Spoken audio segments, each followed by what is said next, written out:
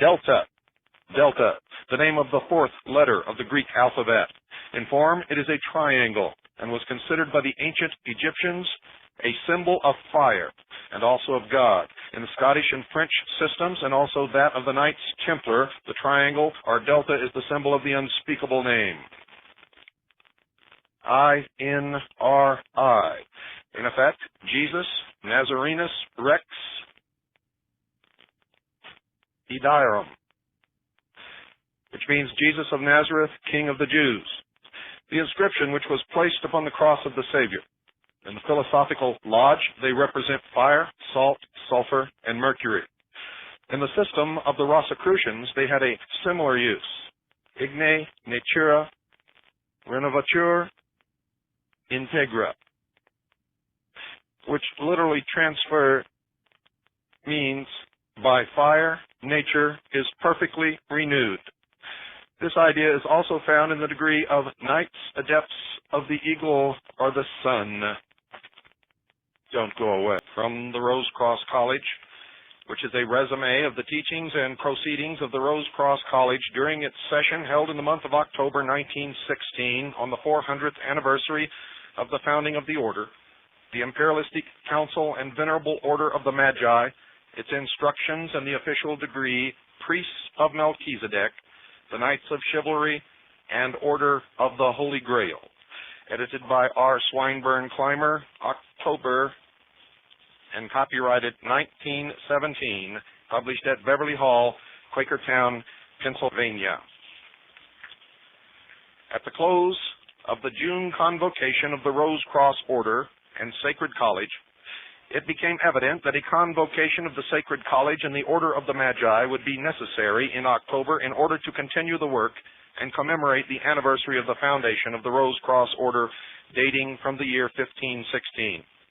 On the second day of June, special letters of invitation were mailed to all members privileged to be present at the October convocation, and arrangements started so that not only might lectures be given every day during the entire month of October while the college was in session, but that ancient degrees, Sons of Osiris, might also be conferred as they had been during the month of June upon the delegates then present.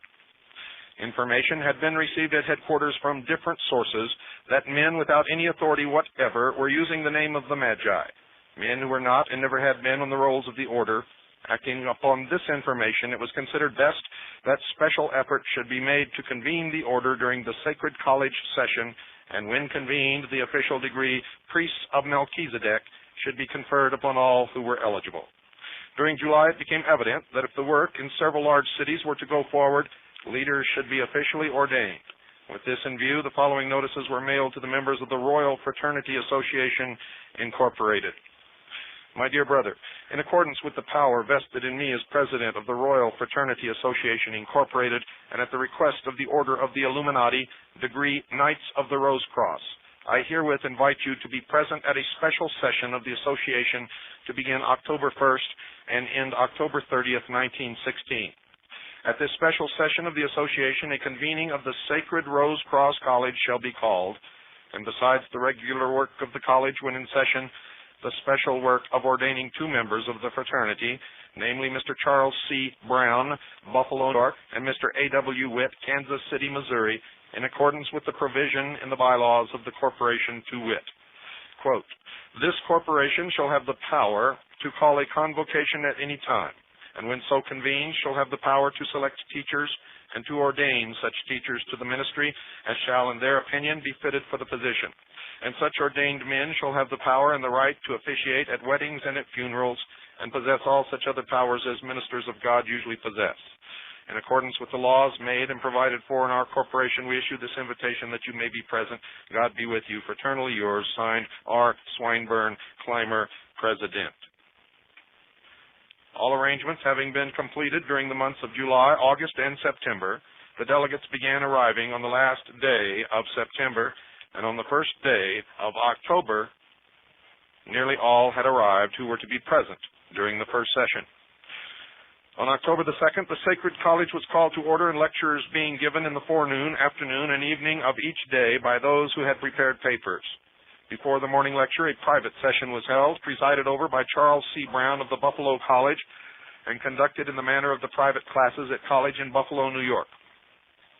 On the evening of October the 11th, all the delegates repaired to the Grove of Osiris, where the 3 degrees, ancient mysteries of Osiris, were conferred upon those delegates not previously initiated. The music, especially prepared for the entire ritual, being furnished by Miss Daisy T. Grove of Buffalo, New York. After these ceremonies, all repaired to the hall, where a dinner was served to all.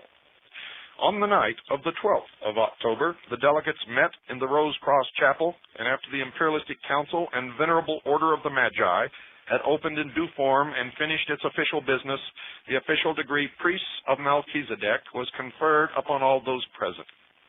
Following the conferring of dignity, the council closed, and a special official session of the Royal Fraternity Association Incorporated was called to order. After the opening of the business session of the association, the official letter mailed to members was read by the acting secretary, Miss Vera H. Barr, and approved by officers and members present. It was then moved and seconded that Mr. A. W. Witt of Kansas City, Missouri, should be ordained to the ministry in harmony with the corporate powers. Mr. Witt was called upon to make his confession of faith and allegiance to the Church of Illumination and to read the thesis prepared for that purpose. The ordination in due form followed. After the ordination of Mr. Witt, the following resolutions passed by the officers of the corporation in special session on March 10, 1916, were officially approved by all members present. First, because certain people without authority from this corporation or from the true Rose Cross order long established in America have started organizations calling themselves Rosicrucian, but without any Rosicrucian teachings and directly in conflict with Rosicrucian laws and usages, it has become urgent that the Royal Fraternity Association shall issue a certificate of membership, good for 1 year, to every student who enrolls with any one or other of such orders or fraternities. The fee for such membership certificates shall be 25 cents to cover cost of issue and clerk hire. At the expiration of 1 year, the holder thereof shall make application for a new certificate. All such certificates shall be on record in the office of the president of the corporation. Any student expelled from the order makes void his certificate unless reinstated. Any member of any body in fraternal relation with the Royal Fraternity Association may, on the payment of a fee of 25 cents, have a certificate issued to him recognized by the fraternities affiliated with this corporation. These rules to go into effect immediately. It is regrettable that such rules and regulations are necessary. Not less than 6 different associations have sprung in existence calling them Rosicrucian, without a shred of Rosicrucian teachings, and 3 other associations calling themselves Magi or Melchizedek, without any authority of any Magi, and all of them years after the institution of the legitimate bodies. Furthermore, when 6 members of the Black Brotherhoods have enrolled in the true fraternities within a year to gain secrets to be used by the Black Brotherhoods, we realize the importance of strict rules. For this reason, the Royal Fraternity Association as a protecting body became a necessity. Following the session of the Imperialistic Council of the Magi and the session of the Royal Fraternity Association, a midnight dinner, the October Feast of the Gods, was partaken of by those present. On the night of October 13th, after the opening of the official session of the corporation, the following resolution, voiced by the chairman and seconded by Reverend A. W. Witt, was passed. Under the Royal Fraternity Association, during the convocation of the Sacred College, that the Order of Knighthood, known as Knights of Chivalry, Order of the Holy Grail, be reinstituted. That at this meeting, 1 Sir Knight should be created by the Grand Sir Knight, and that this Sir Knight should select his lady for the coming year, and that during the year following this Sir Knight should select men either within or without the order, that at the next June convocation of the Sacred College, such men selected by him, and not more than 9, attend the Sacred College convocation and be created knights. Those in turn to select their ladies, either from within or without the order, but from within if possible.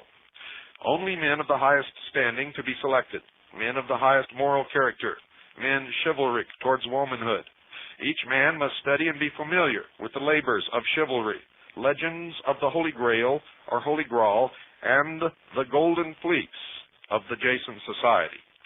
After the first year, that a certain number of men worthy of the honor be selected, also ladies to the same number, of men knights not to exceed 199 during the first 7 years. That the first one to be selected and created a Sir Knight be August Rue, spelled R-H-U, medical doctor of Marion, Ohio, because of high attainments in his profession and the favorable aspects of the heavens to his nativity and of the prophecy made by those who know. Biography: August Rue, Marion, Ohio, specialty surgery and gynecology. Born in Seneca County, Ohio. Graduated from Western Reserve University, Medical Department, Cleveland, Ohio, 1885. Fellow American College of Surgeons, 1914. Yearly special course in surgery and medicine since 1885. Is also an author. Immediately upon the passing of these articles, Dr. Rue was created a Sir Knight and selected as his lady-in-waiting for the year, M. Alice Reese, spelled R-E-E-S-E, of Kansas City, Missouri, who was then knighted as a lady. R. Swinburne Clymer, as Grand Sir Knight, was ordered to prepare rules and regulations for the Sir Knights after ancient usages. On the 15th day of October, the first session of the Sacred College came to a close, and the delegates returned to their homes. The officers remained for the second session. The second session of the Sacred College was called to order on the 16th of October, at which time the delegates had arrived for the second session. Lectures at once began and continued for the rest of the month. On the evening of the 17th of October, those present repaired to the Grove of Osiris and had conferred upon them the ancient degrees of Osiris, in like manner as that conferred upon the delegates of the first session. The midnight dinner, Feast of the Gods, followed the conferring of the degrees, followed by the usual social session. On the night of the 18th of October, the delegates and officers repaired to the Rose Cross Temple, and after the imperialistic council of the Magi had come to order, the ancient degree, Priests of Melchizedek, was conferred upon them. After closing the temple in due form, an official session of the Royal Fraternity Association, Incorporated, was called to order. Charles C. Brown of Buffalo, New York, was brought before the session and requested to make his confession of faith and allegiance to the Church of Illumination and read his thesis. He was then ordained to the ministry in due form. After Mr. Brown had been ordained and the business of the corporation brought to a close, a dinner was served to those present. Lectures continued thrice daily with a special session, each forenoon, led by Reverend C.C. Brown until the night of October 24th, when word was received that Joseph A. Walter, 32nd degree Freemason of the Scottish Rite of the Buffalo, New York Consistory, A.A. Scottish Rite, a brother of the order, Fraternity Sons of Osiris, would arrive that day.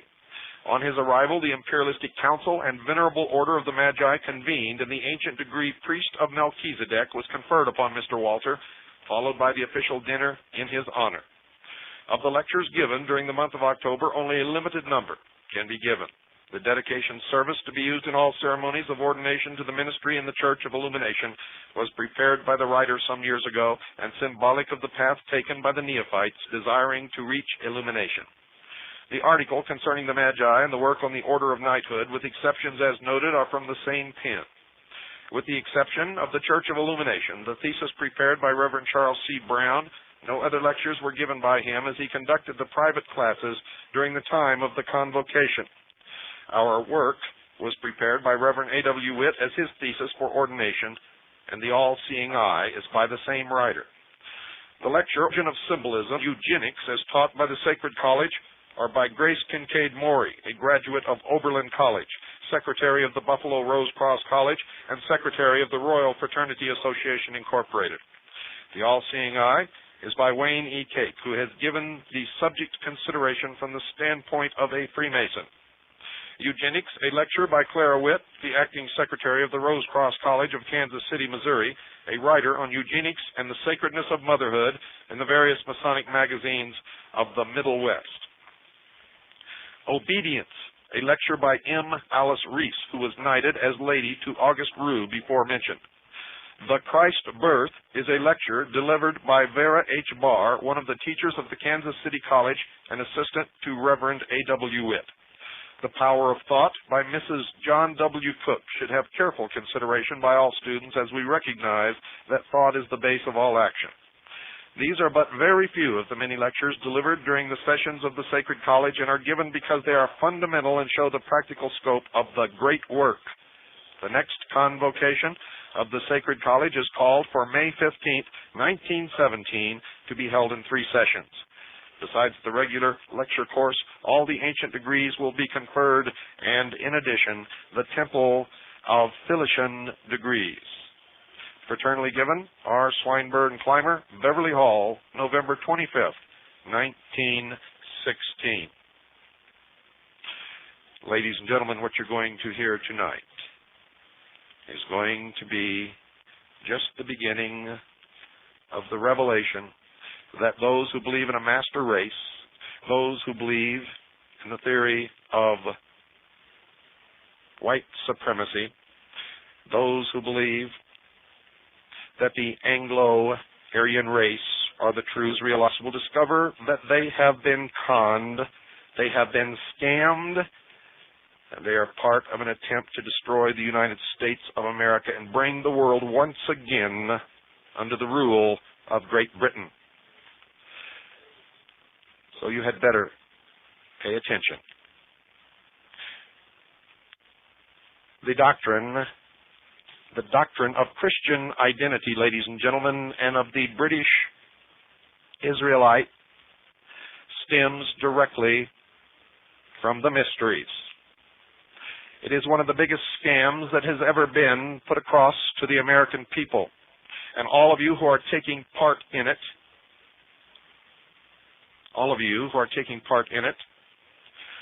are, for all intents and purposes, calling Jesus Christ a liar. You are also helping in a great plan to destroy this great nation and bring about a one-world, totalitarian, socialist government upon the face of this earth. And if you listen carefully and take notes, and if you go to the sources that we give you, you will discover this on your own. And if you study your own history, if you are of Aryan or Anglo descent, you will discover that there is no Hebrew root in your language. You will discover that your ancestors were primitive, fierce, terrible tribesmen who indulged in human sacrifice and worshipped the sun in temples such as Stonehenge. And if you're smart, you will join all those people in the world who want freedom, irregardless of their race, color, or creed. You will stop buying into the Hegelian dialectic of divide and conquer, in which they separate us, feed us lies, and send us off to kill each other while they place the chains about our ankles. Don't go away, ladies and gentlemen. I'll be right back after this very short pause. Well, if you think that that's not important or has no bearing upon what you're hearing, ladies and gentlemen, continue to listen. Take the doctrine out of your head that you don't want to hear the facts because you already know what you believe. Take the pin labeled Archie Bunker off of the front of your shirt and throw it in the trash can. And pay attention and get smart and wise up. Stop being sheeple. The Order of the Holy Grail. Few people are acquainted with the fact that the flower of manhood in France and England belonged to knighthoods founded ages ago, their object being the recognition of and the homage due womanhood. These orders bear the names of Knights of the Garter in England, whose insignia is the Garter, and Knights of France, represented by the fleur-de-lis. Both these orders, ladies and gentlemen, were founded by men belonging to an older and nobler order, Knight of the Holy Grail, who took advantage of a trivial circumstance to establish these orders for the protection of womanhood. Though the knights were in search of the Holy Grail, their own soul, the Grail represents their own soul, they were ever ready to fight for their country, for womanhood, and the sacred mysteries. Other orders, dating back many periods of time, under different names and emblems, entertained the same high-minded, chivalric motives. The motto of the Knights of the Garter, Honai soi qui mal y pense, translated, reads, evil to him who evil thinks. This phrase fell from the lips of Edward III as he penned the Garter, guard her, to his arm. To the initiated, this motto takes on a deeper meaning. In its most exalted purity, it was used by knights centuries before the Christian era. The garter is a feminine emblem, supposedly unseen unless by accident. A mishap to a noted countess caused the garter to become the insignia of one of the great orders in history. The greatest movements of an age often appear accidental. The fleur-de-lis is also an emblem of woman, and most of the symbols of the present and earlier ages are characteristic of eternal feminine. Centuries before Jesus walked the earth, members of sacred and honorable orders held the lingam sacred. In time, the lingam worship became degraded, not by the members of those orders, but by the people who came to understand something of the outer mysteries and degraded them. Now, I want you to look up the meaning of the word lingam. L-I-N-G-U-M. The faith of both Christian and Catholic devotees is symbolized by emblems of sex. The Christian cross indicates the male and the heart, that of the opposite sex.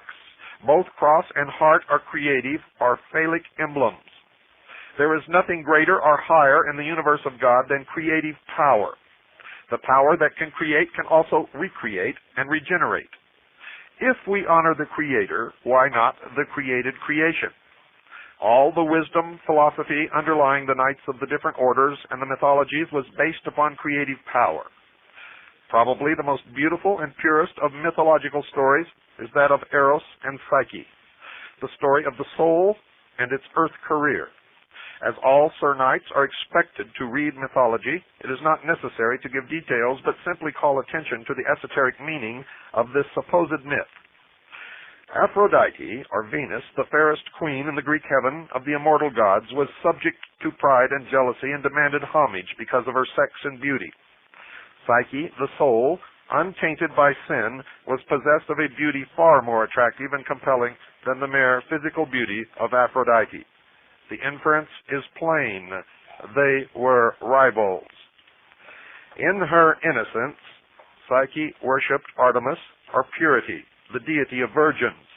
She had no desire to attend the festivals of Aphrodite, the goddess of love and beauty, because she knew not of love and beauty. This gave offense not only to the priestess, but to her parents as well. The parents called by us temptation, which is the beginning of all knowledge, induced her to appear before the goddess in all her purity and innocence. The worshippers fell down before her. Such obeisance to another beauty roused the anger and jealousy of Aphrodite, who vowed vengeance on the radiant Psyche. Not having sinned, only listened to temptation, Psyche was really not subject to punishment. The soul that listens to the voice of the flesh is not necessarily punished for that which follows, but because of passive resistance, it permits itself further temptation. Aphrodite, symbol of Earth Mother and procreation, resented the adulation bestowed upon innocence. If the worship of men turned from the priestess of love and passion to that which was chaste and immaculate, how could she people the earth and thereby obtain new worshippers? Brooding over this condition, she called her son Eros, or Cupid, the god of love, that beautiful emotion which enters into the heart of all created things, and bade him seek Psyche and arouse in her the desire of love and passion. She commanded him to keep himself inviolate, not taking into consideration the great law of the universe, which demands a just return for all things given or received.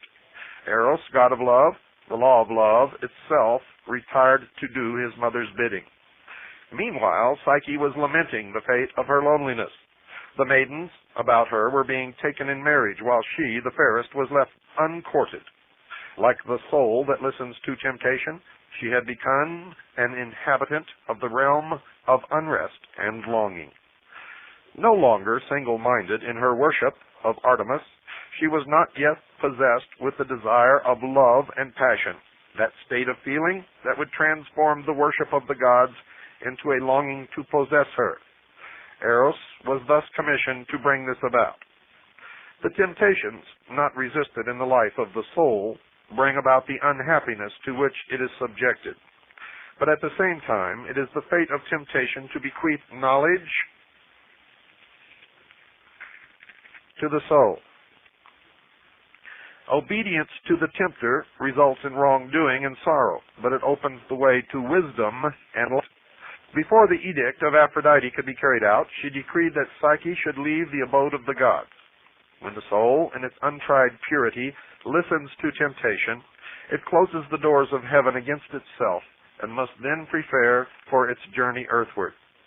Death is its portion, or, as Psyche was told, she would espouse a monster. When the soul first comes within the influence of the earth life, it is not conscious of the restrictions of matter, nor the laws that confine it there. Psyche awoke to a new existence. To her surprise, she found herself surrounded by a realm of beauty with the promised monster nowhere in sight. But her happiness, her content, was of a passive nature. For though banished from the heaven of innocence, she was not awakened to the power and thraldom of passion. Not having actually sinned, she was not in possession of the knowledge of self. She heard the call of love, but saw no form. In answer to her question, Eros answered that it was love, her husband. The perplexed Psyche could not be satisfied with mere assurances of love. The insistent call of the imprisoned soul for knowledge through all the senses demanded recognition. She must see love. Love without passion does not satisfy mankind. It is a state of feeling undemonstrated. The urge in man must know, see, feel, and possess. Eros informed Psyche that because of an unalterable decree, she would never behold his face. Only in darkness could he come to her. Only in secrecy could she know his embrace. To accept love as it is offered, to live surrounded by love, with thoughts unmixed with doubt or suspicion, would lift the soul to the heaven of happiness and immortality. Man, in his attempt to dissect and analyze, opens the way to grief and pain, worry and fear, doubt and misfortune. As darkness falls, or as the soul sinks deeper into the realm of matter, it feels the presence of unseen shapes about it. Fear contends with love, while passion awaits nearby. But Eros, love, makes himself heard through the veil of flesh and whispers, "Fear not, though the darkness of night surround thee, flesh covering the soul. I am with thee. My love shall sustain and protect thee. No matter where thou goest, to heaven or hell, thou art mine, my beloved, as I am thine, for I am love, the delight of the world, the giver of life." With love in the soul, there is nothing to fear. When the soul is supported by love, evil is powerless. Love not only gives life, not only bequeaths youth, health, and strength, but molds and perfects mankind. As Psyche received Eros, love, a thrill of joy, passed through her. She opened her arms to the tender form of the lovely youth and cried, "Who art thou that takest pity on one doomed to be a sacrifice to the most terrible monster of the demons of hell?"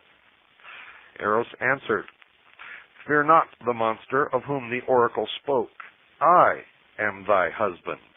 I am he before whom both gods and fiends have reason to tremble." Love, supreme, is the husband of the soul. It may lead its spouse to the innermost shrine of heaven. Its shadow, lust, may lead to the lowest round of hell. Though often mistaken for love, lust roams the earth, seducing, betraying, destroying womanhood. This unspeakable evil was the demon, the dragon, the monster, for which the Knight's Grail banded together to slay. All illnesses of women stem from the lust of men.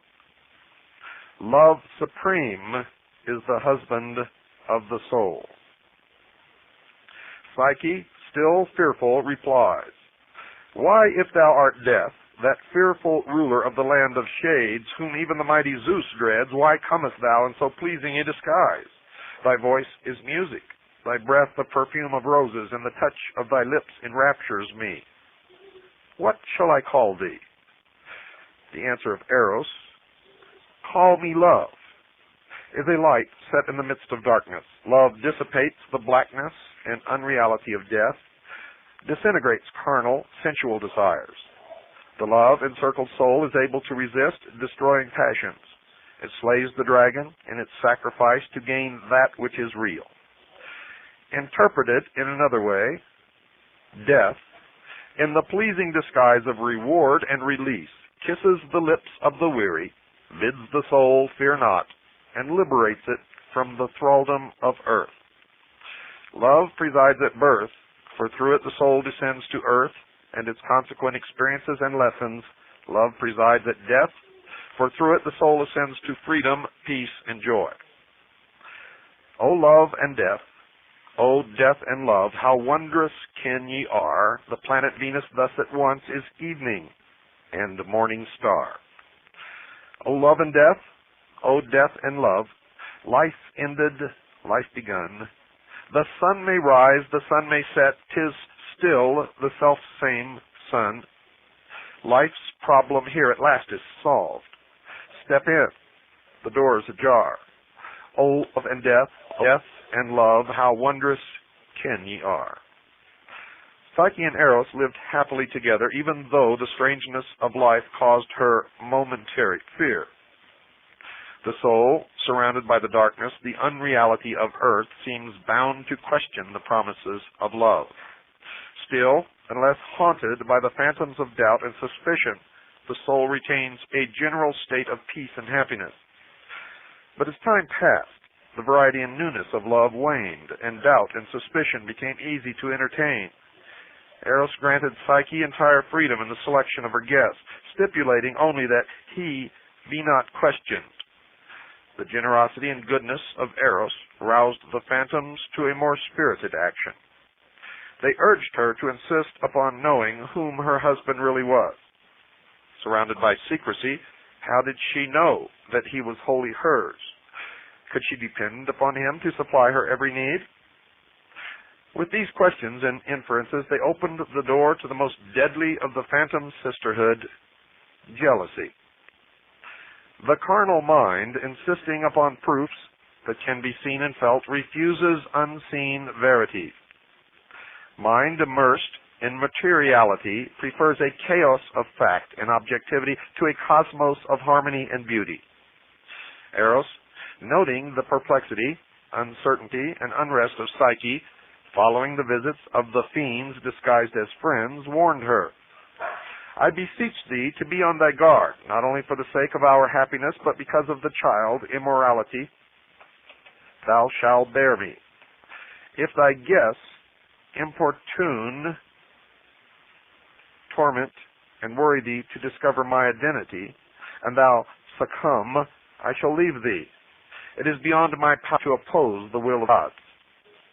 And I mispronounce the name of the child. It's immortality, not immorality. Immortality. Psyche replied that with him near, happiness enveloped her. His touch filled her with aspiration and trust. His voice, as the wings of faith, lifted her to the realms of peace and security, but often she felt alone, and the group of sisters, though ugly, entertained her. It came about that inquisitiveness and fear were added to the brood that daily haunted the heart Psyche. Surrounded by their influence, Eros was helpless. Though possessed of the power of the gods, love cannot dwell in the heart of suspicion. At last, unable to resist the combined influence of the demons, Psyche was persuaded to take her lamp, steal quietly into the chamber of Eros, and gaze upon the face of her beloved. As it lay revealed, a drop of oil caused him to awaken. At the instant of revelation, beholding a being of wondrous youth and beauty, she knew her fears, doubts, and suspicions to be groundless. At the moment of realization that she had possessed all that heart and life could desire, because of a broken law, it was taken from her. The fiend of disobedience had completed her undoing. Psyche, Psyche, thou hast betrayed me. Now must I leave thee. Alone shalt thou suffer from the intrigues of thine enemies. Eros and Psyche parted. Love and soul were divided. In other words, soul, because of questionings, unbeliefs, doubts, unrest, severed itself from the heaven of faith, peace, and happiness. This is the story and the reason of the pilgrimage of the soul on the earth plane. How often is this story repeated in the hundreds of thousands today? Faith, security, happiness, bartered for doubts, suspicions, and jealousies. Psyche, adrift, despairing, was bereft of all things but hope.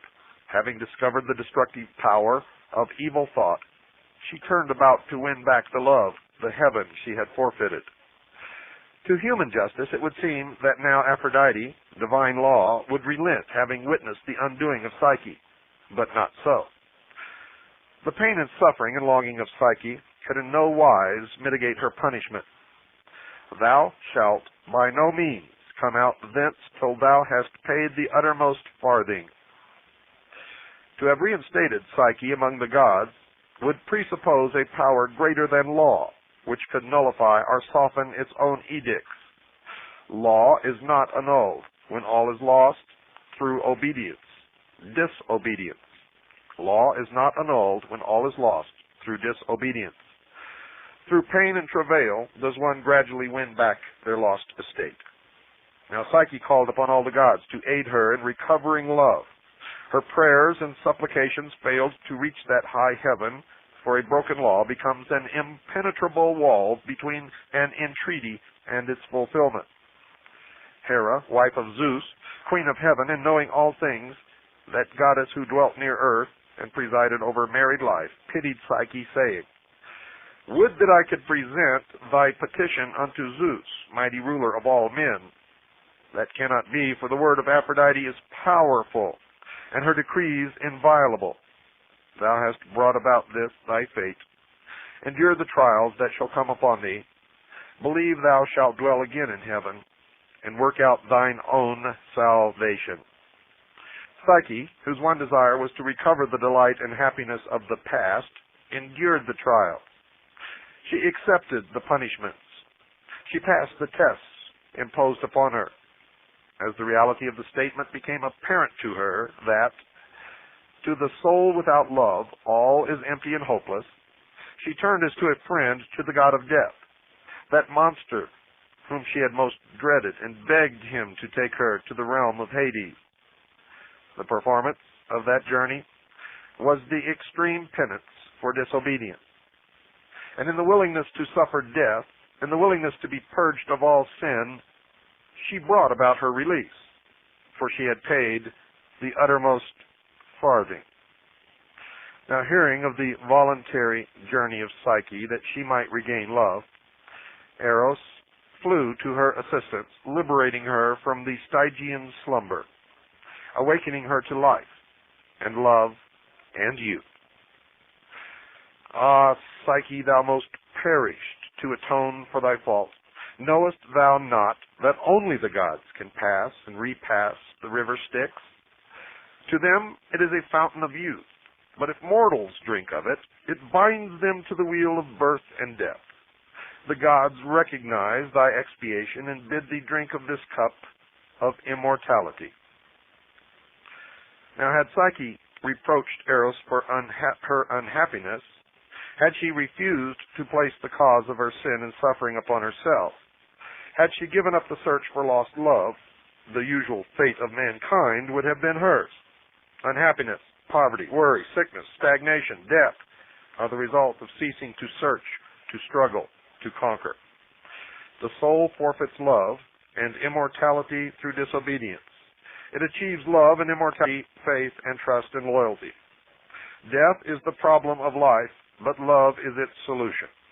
The search of the incarnate soul for immortality through the instrumentality of love is typified in the search of knights for the golden fleece or the Holy Grail.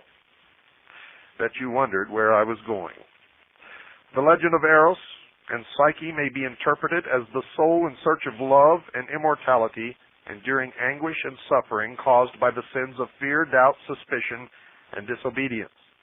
Other legends, as unfolded in this series, will outline and reveal those inner meanings, the significations of which are of importance to the students of knighthood and chivalry this branch of the Illuminati, which originates in the Anglo-Aryan race.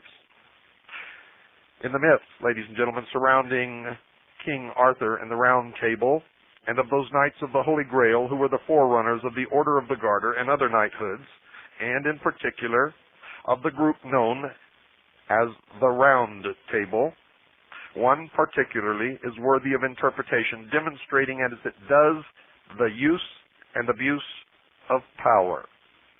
And in the second hour tonight, we will tell you the story of Merlin. The story, ladies and gentlemen, of Merlin. And we will continue with our revelation of where the doctrine of Christian identity, British Israelites, the master race, the people who want to rule everybody else, for in all of the lodges there is a prime rule.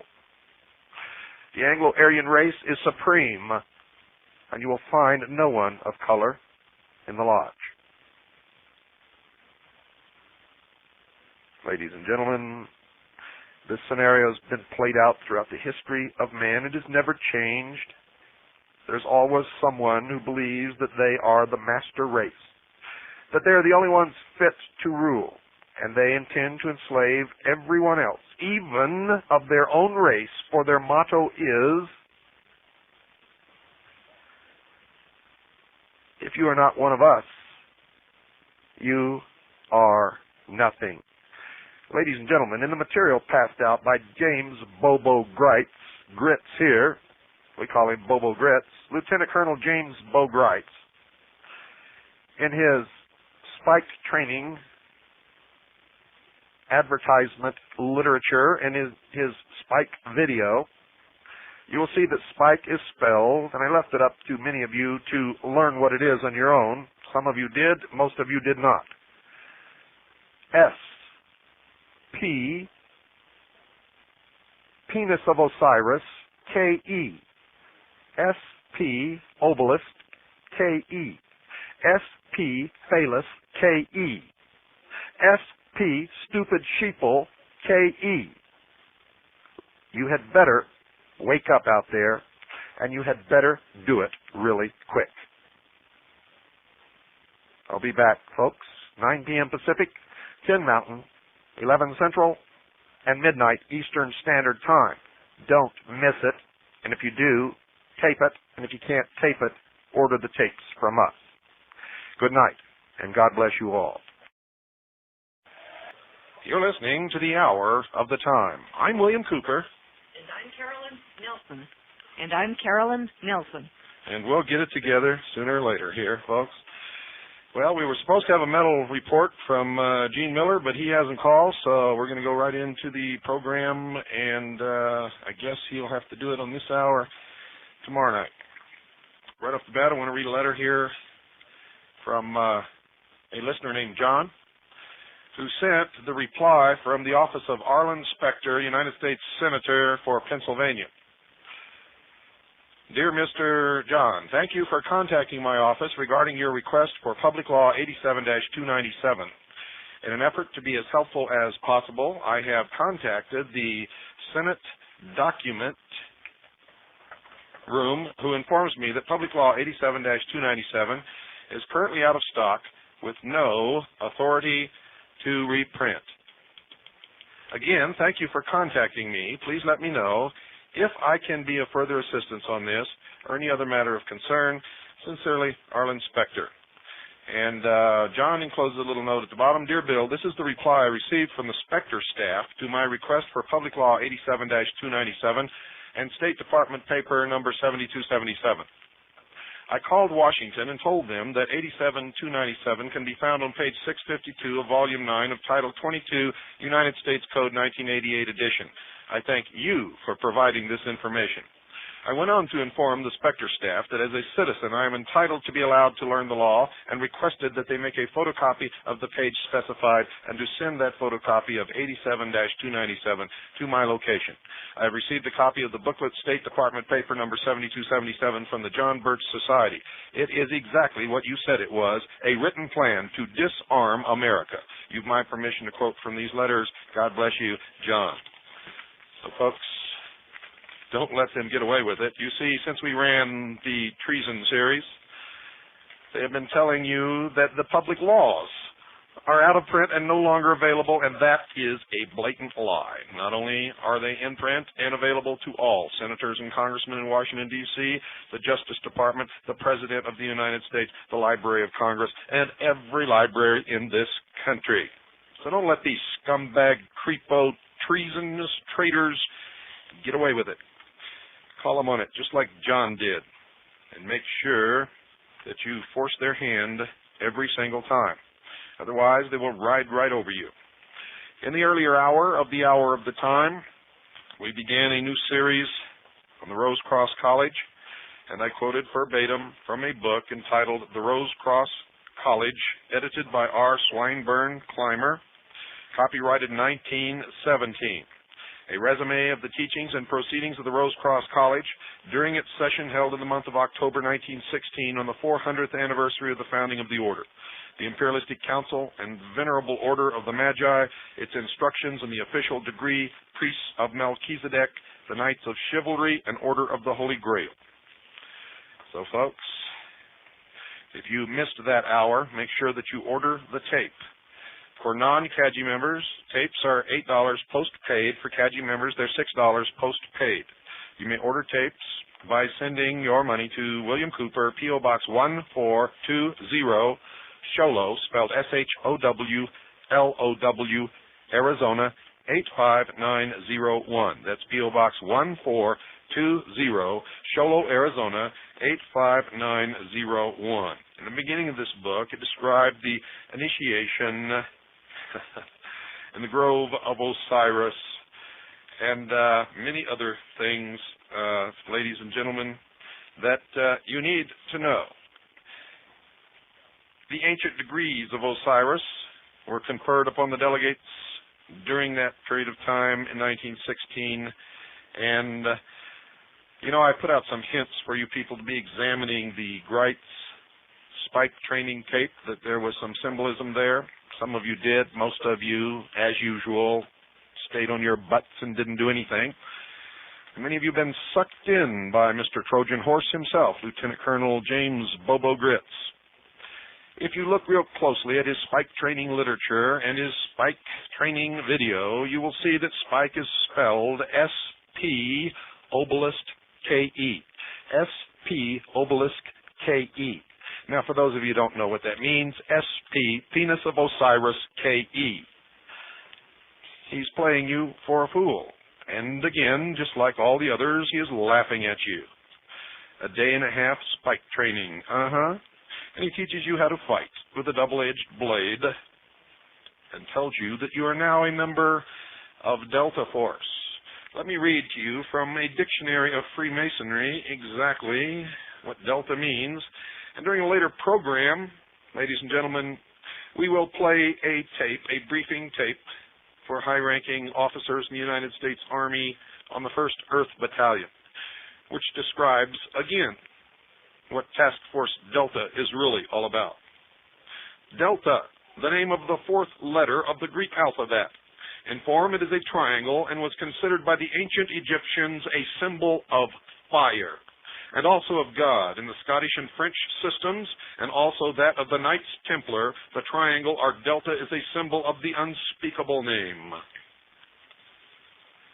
And we go back a little further, ladies and gentlemen, I-N-R-I, Jesus, Nazarenus Rex, Udiorum, Jesus of Nazareth, King of the Jews, the inscription which was placed upon the cross of the Savior.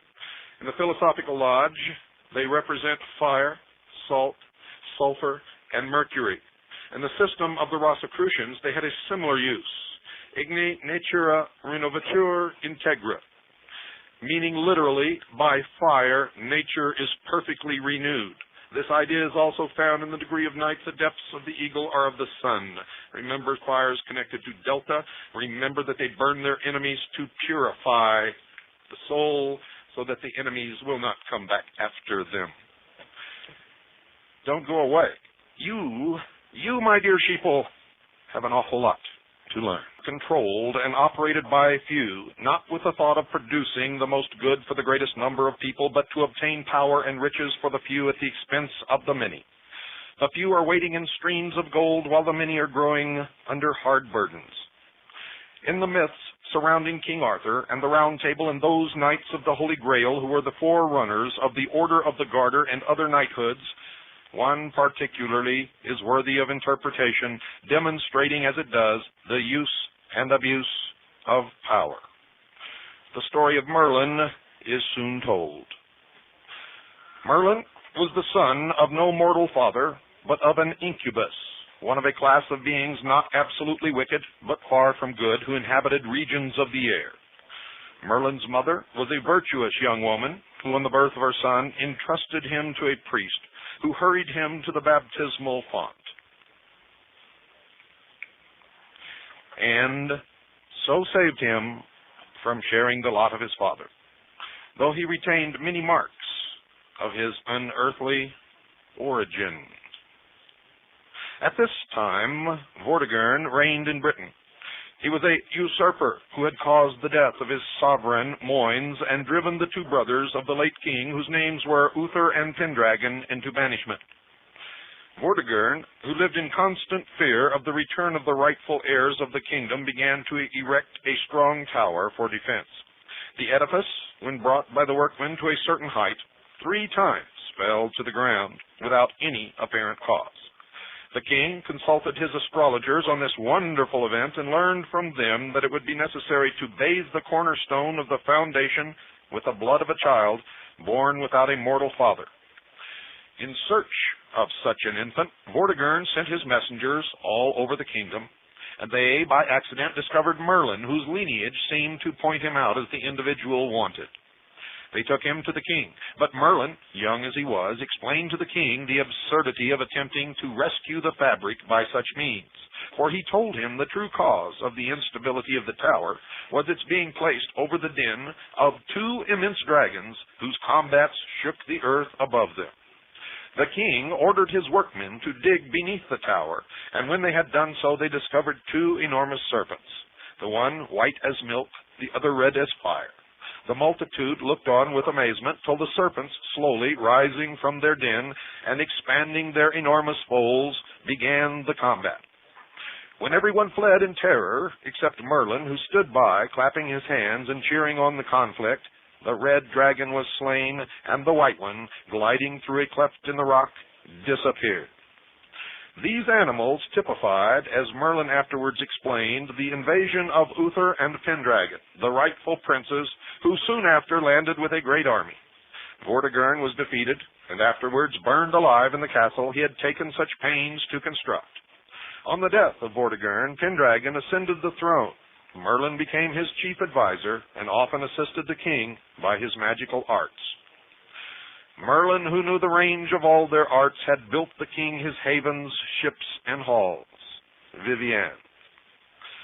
Merlin continued to be a favorite counselor through the reigns of Pendragon, Uther, and Arthur, and at last disappeared from view and was no more found among men through the treachery of his mistress, Vivian the fairy, which happened in this wise.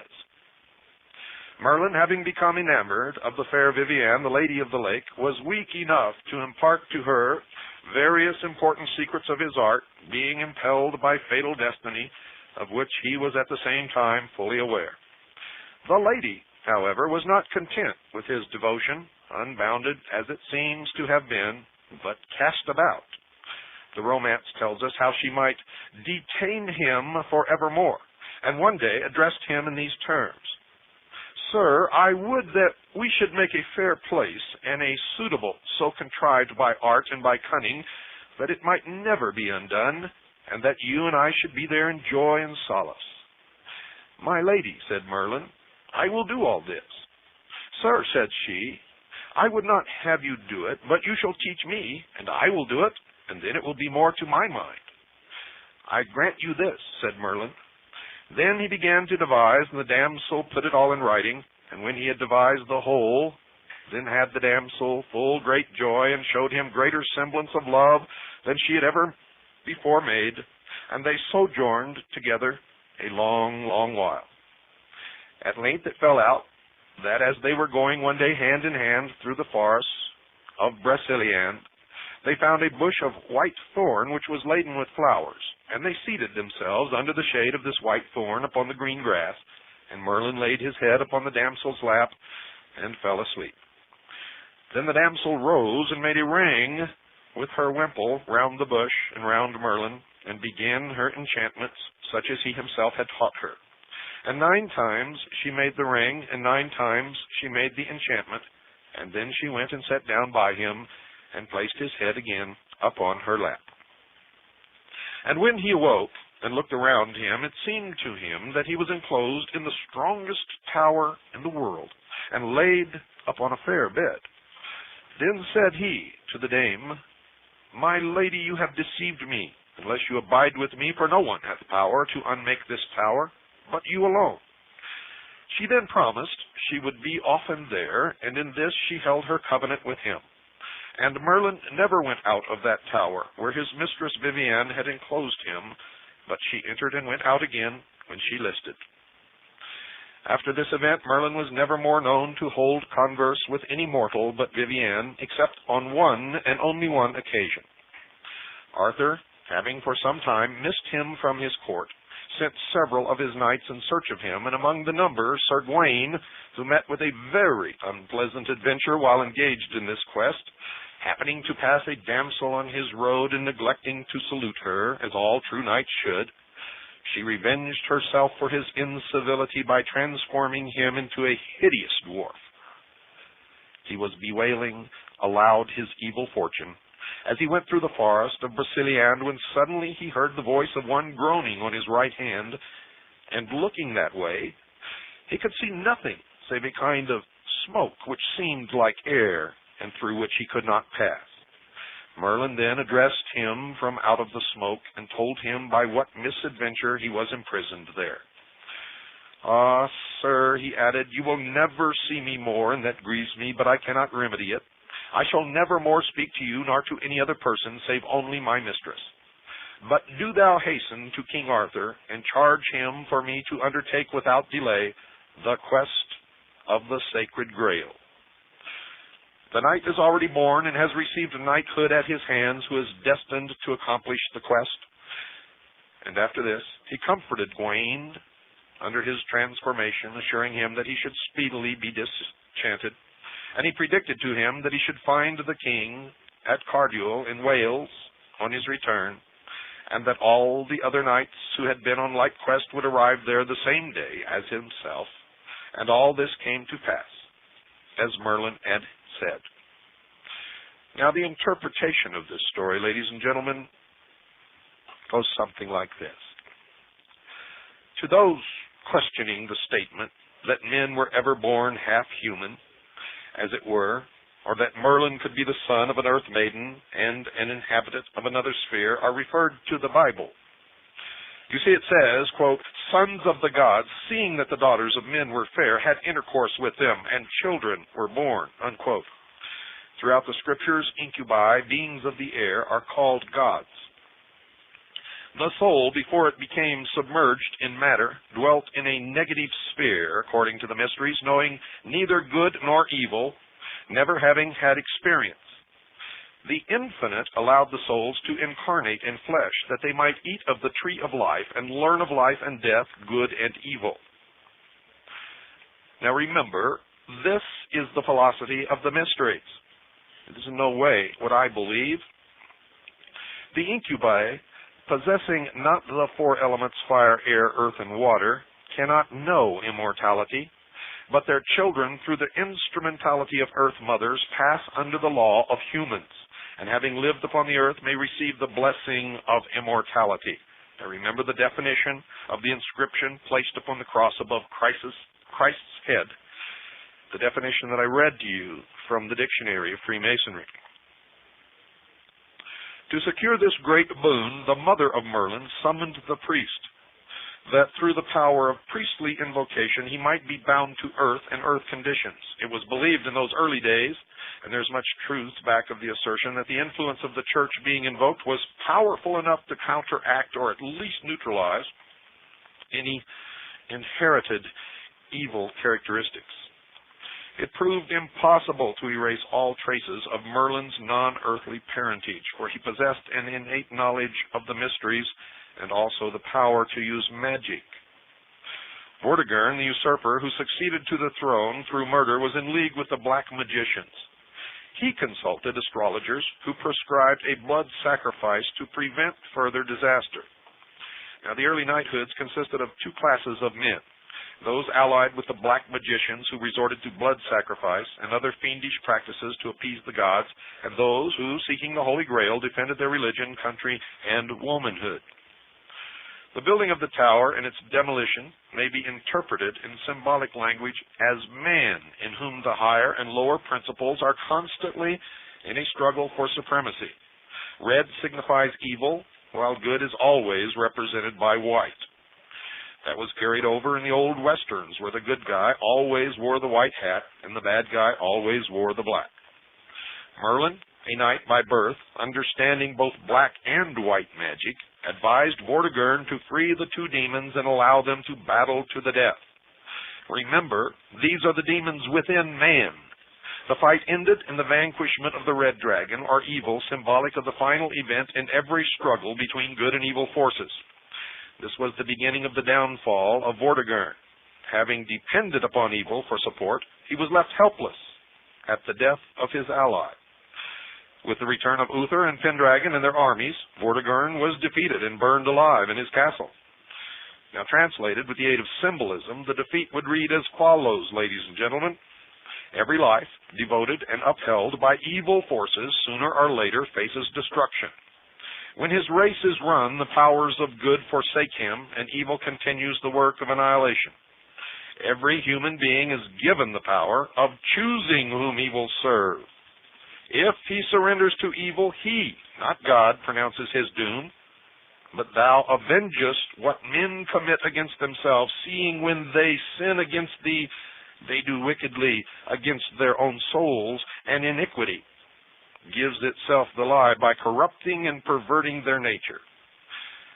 And, of course, the end is darkness, death, destruction. Merlin, because of magical arts, was chief advisor to the new king. White magic in the knightly brotherhoods was a religion scientifically based on demonstrable laws, manifested through invocations. Though strong, there was one weak spot in the armor of Merlin. The beauty and seductiveness of a woman brought him to desolation.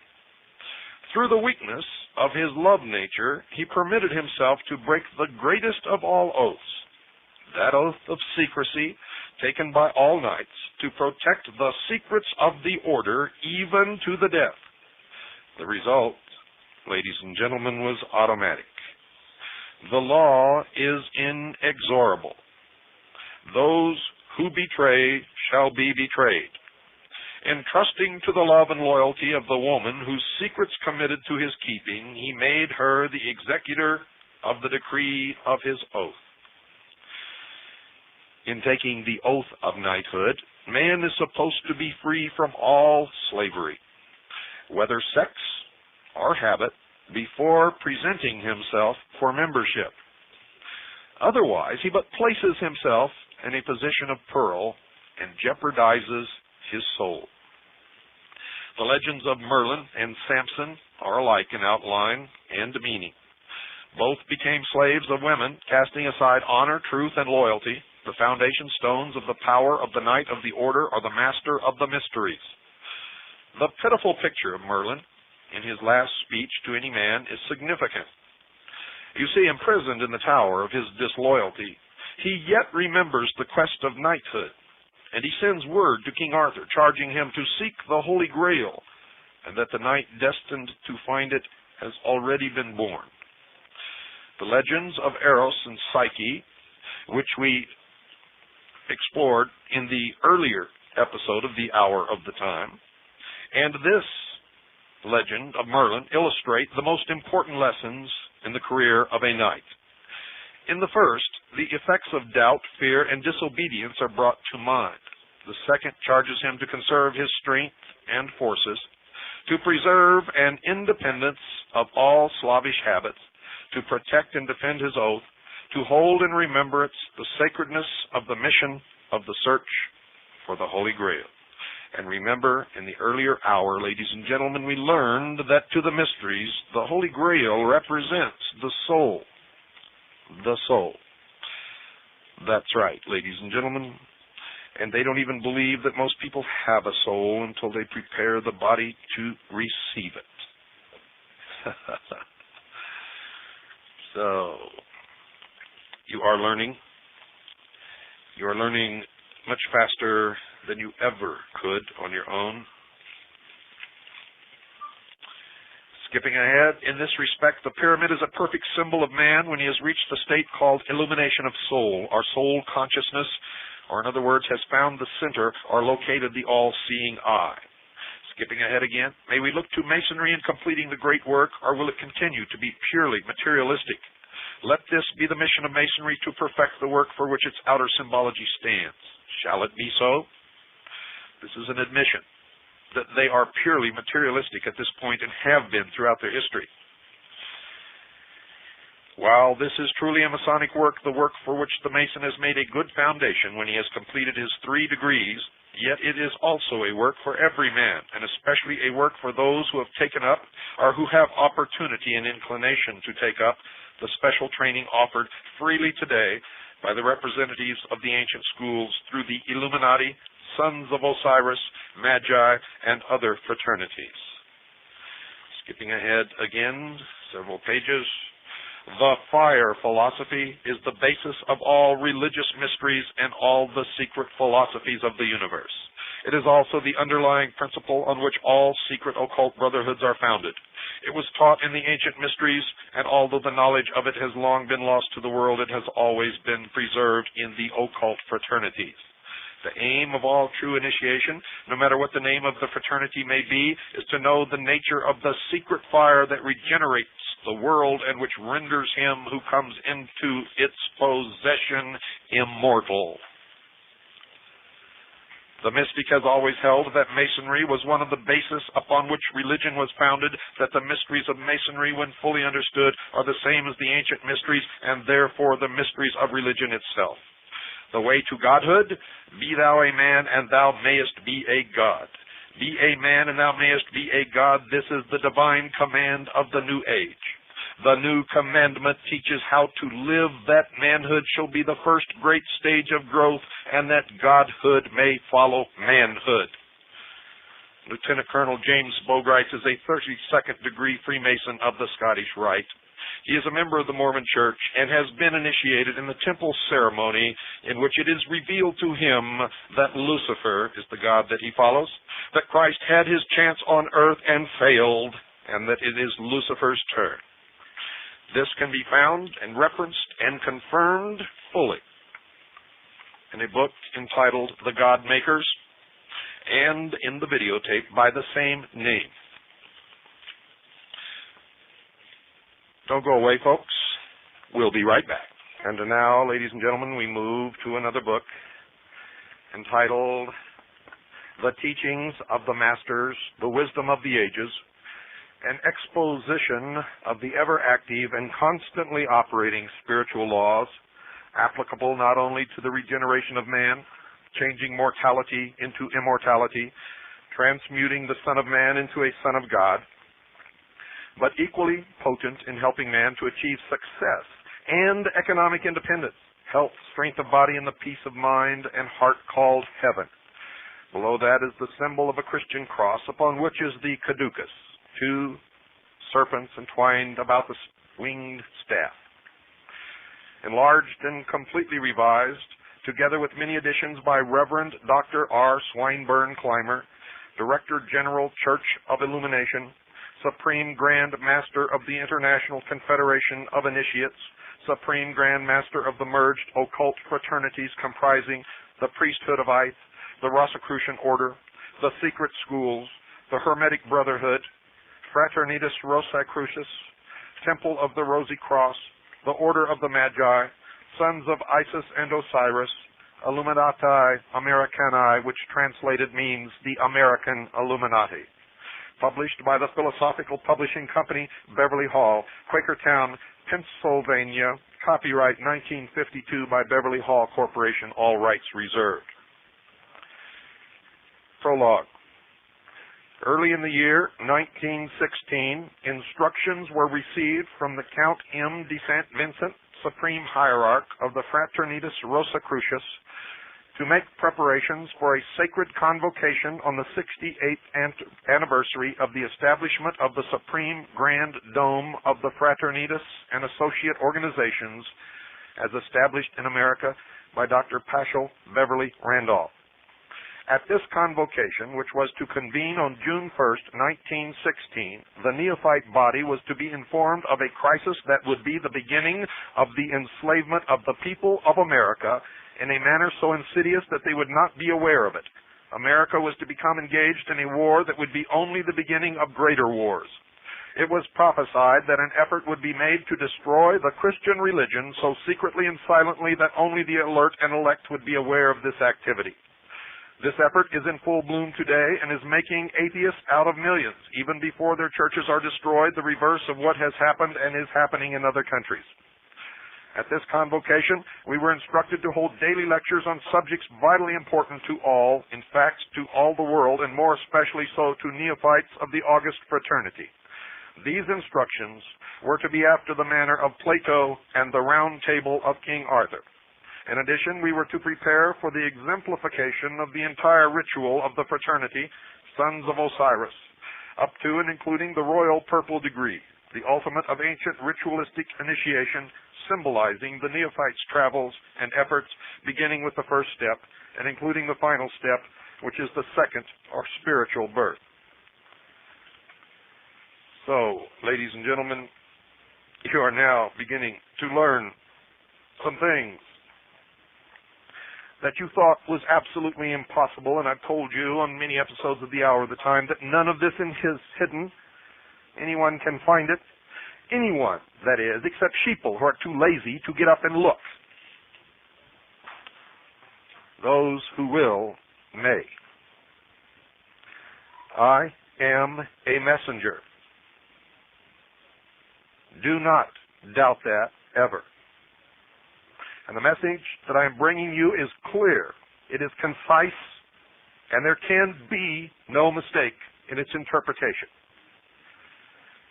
You must wake up now or be enslaved.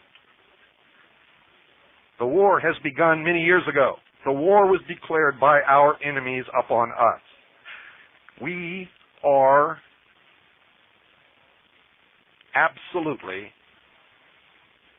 within our rights to restore our nation using any method or any manner that is required in so doing. You had better listen.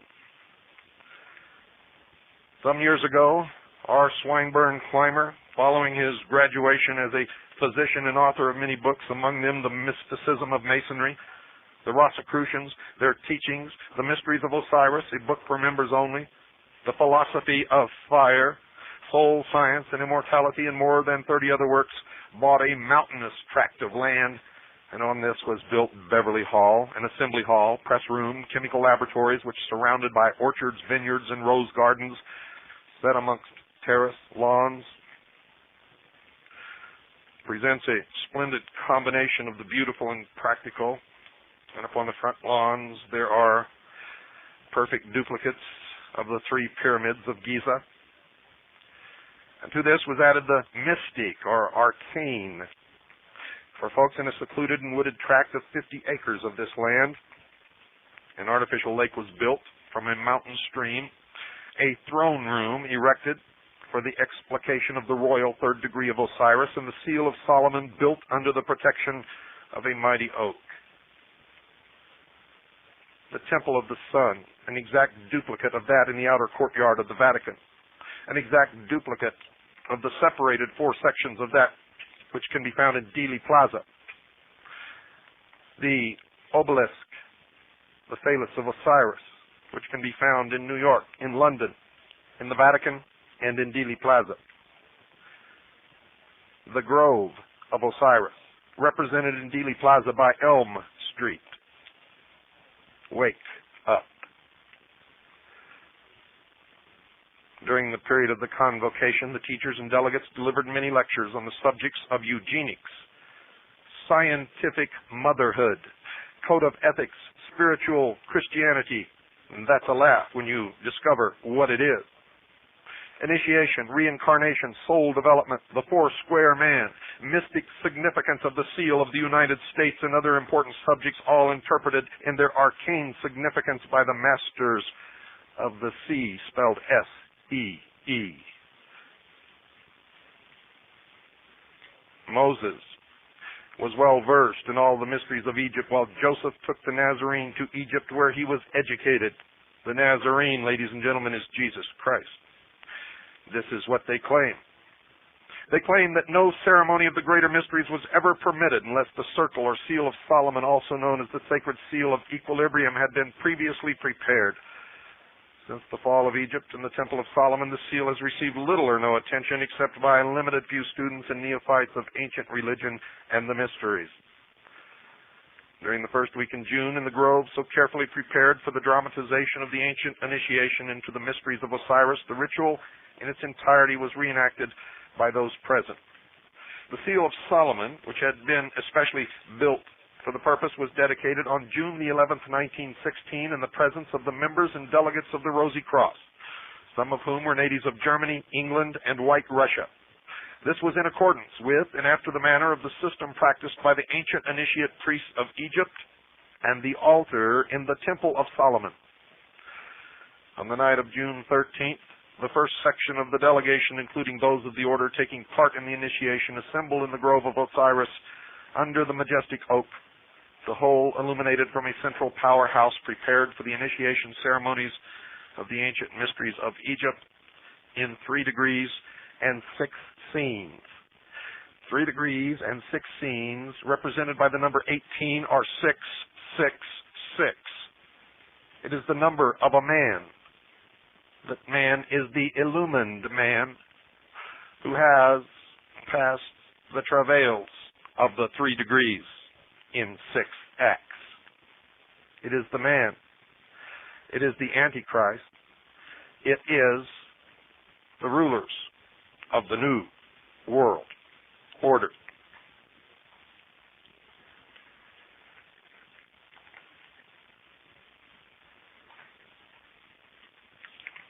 I'm going to skip ahead. Ladies and gentlemen,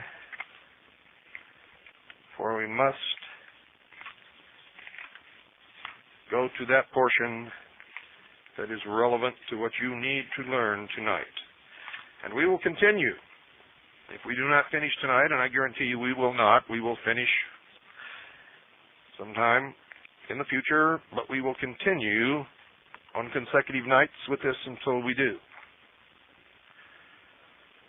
Few Americans of the present day have the slightest idea of how fortunate they are and that they are living in the greatest, freest nation that ever existed despite its many shortcomings. Now remember, I'm reading this from the book, Teachings of the Masters. Neither are they aware that America, the land overshadowed with wings, is at the crossroads, one leading to greater freedom, both individual and universal, and the other to the most abject and degrading serfdom, as a result of failing to accept the full responsibility for the management of their personal and governmental affairs so that these may harmonize with the ancient prophecies. Remember, I warned you, and I told you that is exactly what is happening. This was the great experiment. if you had proven worthy, this could have been the New World Order, sheeple. A still lesser number are aware that the history of America from its very beginning to the end of its days, whether for good or ill, is told in its seal, exactly as I have told you on past programs. While only the very few know that their own destiny is irrevocably interwoven with the destiny of America, America the last trying chamber for human souls, and that when this trial is over, either heaven or hell will reign supreme. Few care, because they selfishly think only of themselves. They forget the future welfare of their sons and daughters. And of course, we saw that when you all patted your sons and daughters on the butt and sent them off to die in a war in the desert in the Middle East, all the while claiming that they were going off to fight for their country, you fools. Desert scam. An old saying has it that familiarity breeds contempt. As a corollary to this, there should be another maxim. We are blind to that which we see so frequently. Most Americans, even though the spirit of America dwells within them, are actually only dimly aware that the great seal of the first actually free country in the world shows an eagle, a constellation of stars, an olive branch, and a set of 13 arrows. This is the seal we all know. Symbolically, the eagle overshadows the land by its protective wings, but only as long as man proves worthy of such overshadowing or protection. Man has the power to destroy the eagle that overshadows or protects him. The constellation of stars indicates that the founders of America accepted the absolute law that has governed the drama of heaven since the beginning of the world and must be accepted and obeyed in this new world. The olive branch is the symbol of peace and friendship, held out to all who are willing to forget and completely root out from their consciousness the degeneration of old worlds and elect to live in the spirit of the new world, or the new age. The 13 arrows are symbolic of the wars which are part of the drama in the heavens, and the wars that must be waged against all evils as well as all evil individuals if man's freedom is to be maintained.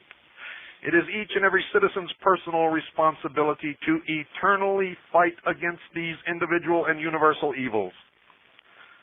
There is the prophetic reverse side of the seal, uncut, because the time is not ready for the prophetic fulfillment, which was known to few others than the philosophic initiates prior to its profane and premature use on the American $1 certificate. Several attempts have been made to cut this reverse side of the seal, but in each instance, an invisible hand or force restrained the effort. At the time of the Chicago World's Fair, this reverse side was ordered cut together with the familiar obverse side as an object of display, but those in charge, wholly ignorant of its meaning, and also ignorant of the spirit of true America, questioned, what a peculiar design. Why are we given this inartistic design? And this white stone, symbolic of the nation's destiny, as of the nation's true souls, was once again rejected. The soul of America is betrayed and is in travail. Foreign, inimical hordes are given almost unrestrained access into the country without a thought as to whether or not they are ready to throw off the gross, degrading, destructive evils of the old world and invest themselves with the spirit of the new, with a wholehearted willingness to obey America's fundamental laws. Nor is that all. They are given high places, usurping the rights and privileges of those more capable born Americans wholly imbued with the true American spirit. If you have ears and you can hear, and eyes and you can see, you will begin to understand what the author is saying within a few more paragraphs, and you will be shocked. This helps bring about the gradual degradation of all that is truly American. So much so that the eagle whose wings overshadow America is gradually folding her wings and withdrawing heaven's protection. The time has come when a full knowledge of the twofold seal and all it stands for shall be made known to the people, so they may accept and be protected or saved, or ignore and be damned, and swept into the sea of oblivion, as have been other nations before America, because they permitted foreign invasion and the adoption of destructive ideas to take the place of the constructive ideas which had made them great. America must awaken. She must be awakened by one means or another. Her own safety and the welfare of her own people must be protected against all foreign spawned ideologies born as the result of selfishness and defiance of God himself and all his laws, laws which throughout the eons have preserved the world and the drama of heaven. Through the peoples of nations unnumbered have perished as a result of their own disobedience and degradation. America, its people, individually and collectively, must become valiant and now henceforth stand before the world as exemplars. They must be leaders and promulgators of a new and equitable system of ethics, religious inculcations based on sound material and spiritual truths, and a citizenship that is honorable and noble, a justice and generosity to other nations that is unquestioned but without the weakness of cowardly compromise, lacking all honor and fairness to her own people, and emphasize the possibility of brotherhood based on individual personal freedom and obedience to laws that apply universally. Now, to digress, but vital to our thesis, late in the afternoon of July 14th, 1776, the New Continental Congress resolved that Dr. Franklin, Mr. J. Adams, and Mr. Jefferson be a committee to prepare a device for a seal of the United States of America, all of these men members of the mystery religion. The committee was identical with the one that had drawn up the Declaration of Independence, except for the omission of Robert Livingston and Roger Sherman. The Declaration itself had been signed about 2 o'clock in the afternoon, and Congress desired to at once complete the evidence of the independence of the United States and of its people by formally adopting an official sign of sovereignty and national coat of arms. The coat of arms of England, the mother country, illustrated the union of Judah's lion with a unicorn of lost Israel. In accordance with the science governing heraldry, the young republic, born out of the throes of religious persecution, more than as a result of the sufferings of unjust taxation, was through, finished with thrones and crowns. It was ready to blaze a new path under the shadow of the eagle's wings through the forest of the New World in the cause of liberty, which should express her descent from the spirit of the Christian peoples of all nations and open a door for all who sought help and shelter upon her shores. She rejected British Israelism. She rejected the Lion of Judah. In the early colonial days, a knowledge of heraldry was considered an important part of education. Just as throughout the ages, it was necessary to have an understanding of symbolism, which indicated a knowledge of the governing law of the universe and the drama of the ages and their effect on humanity, individuality, and collectively. It was through William Barton, son of the rector of St. James Episcopal Church of Philadelphia, learned in heraldry, and Baron Prestwich of England, that the designs expressive of America's destiny were developed and drawn. First, you must understand that the lion represents the tribe of Judah. Judah was not a part of the state of Israel. That is a historical fact, ladies and gentlemen. Israel was separate from the tribe of Judah and Benjamin. Our forefathers knew this. The British apparently do not. And neither, apparently, do identity Christians.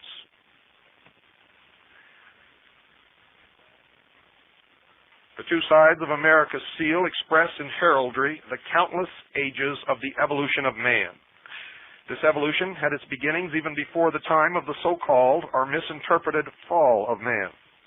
The seal symbolizes man's progress in Egypt, Eagle Land, America's actual fatherland, where for a time a wondrous race incarnated to build an unexplainable and inconceivable monument as a symbol of and memorial to the knowledge imparted to her by the more ancient Atlantis, and this is confirmation of everything that I've been telling you about the beliefs of the mystery religion.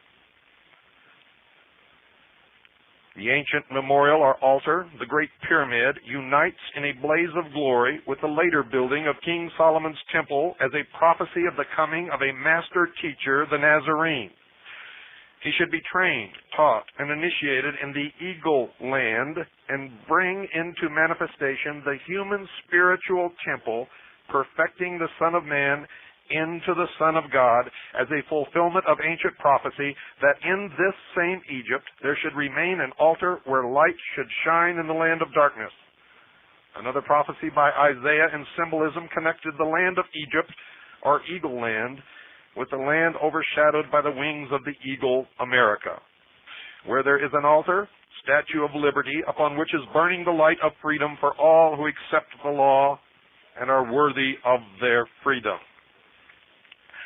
This great pyramid, an altar at the center of the earth, symbolic of man's spiritual or soul center, recognized as a temple of the highest initiation, was emblematic of the perfect man, foursquare of body, mind, spirit, and soul.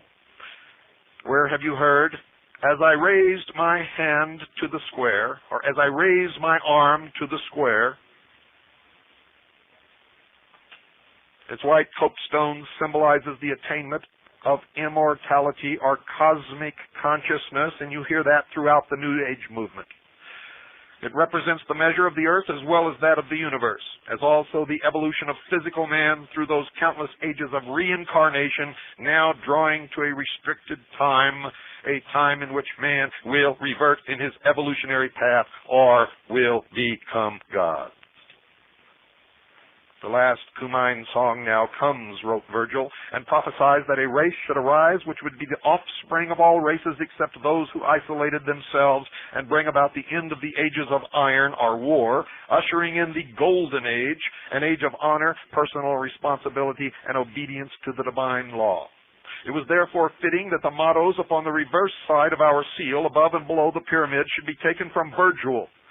Annuit septis means prosperous in our daring, and Novus Ordo Seclorum means a new world order. It is well to constantly keep in mind the term select, because it is only the obedient, hence the select, that may or can reap the benefit of the reacting law. What unadulterated bullshit. Good night, and God bless you all.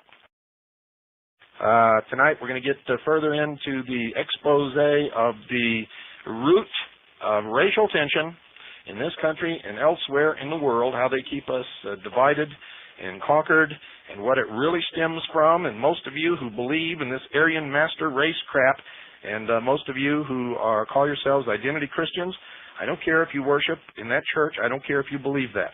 The only people I care about are people who are racist, who want to kill other people who don't look like them, or hurt other people who don't look like them, or get rid of them or something.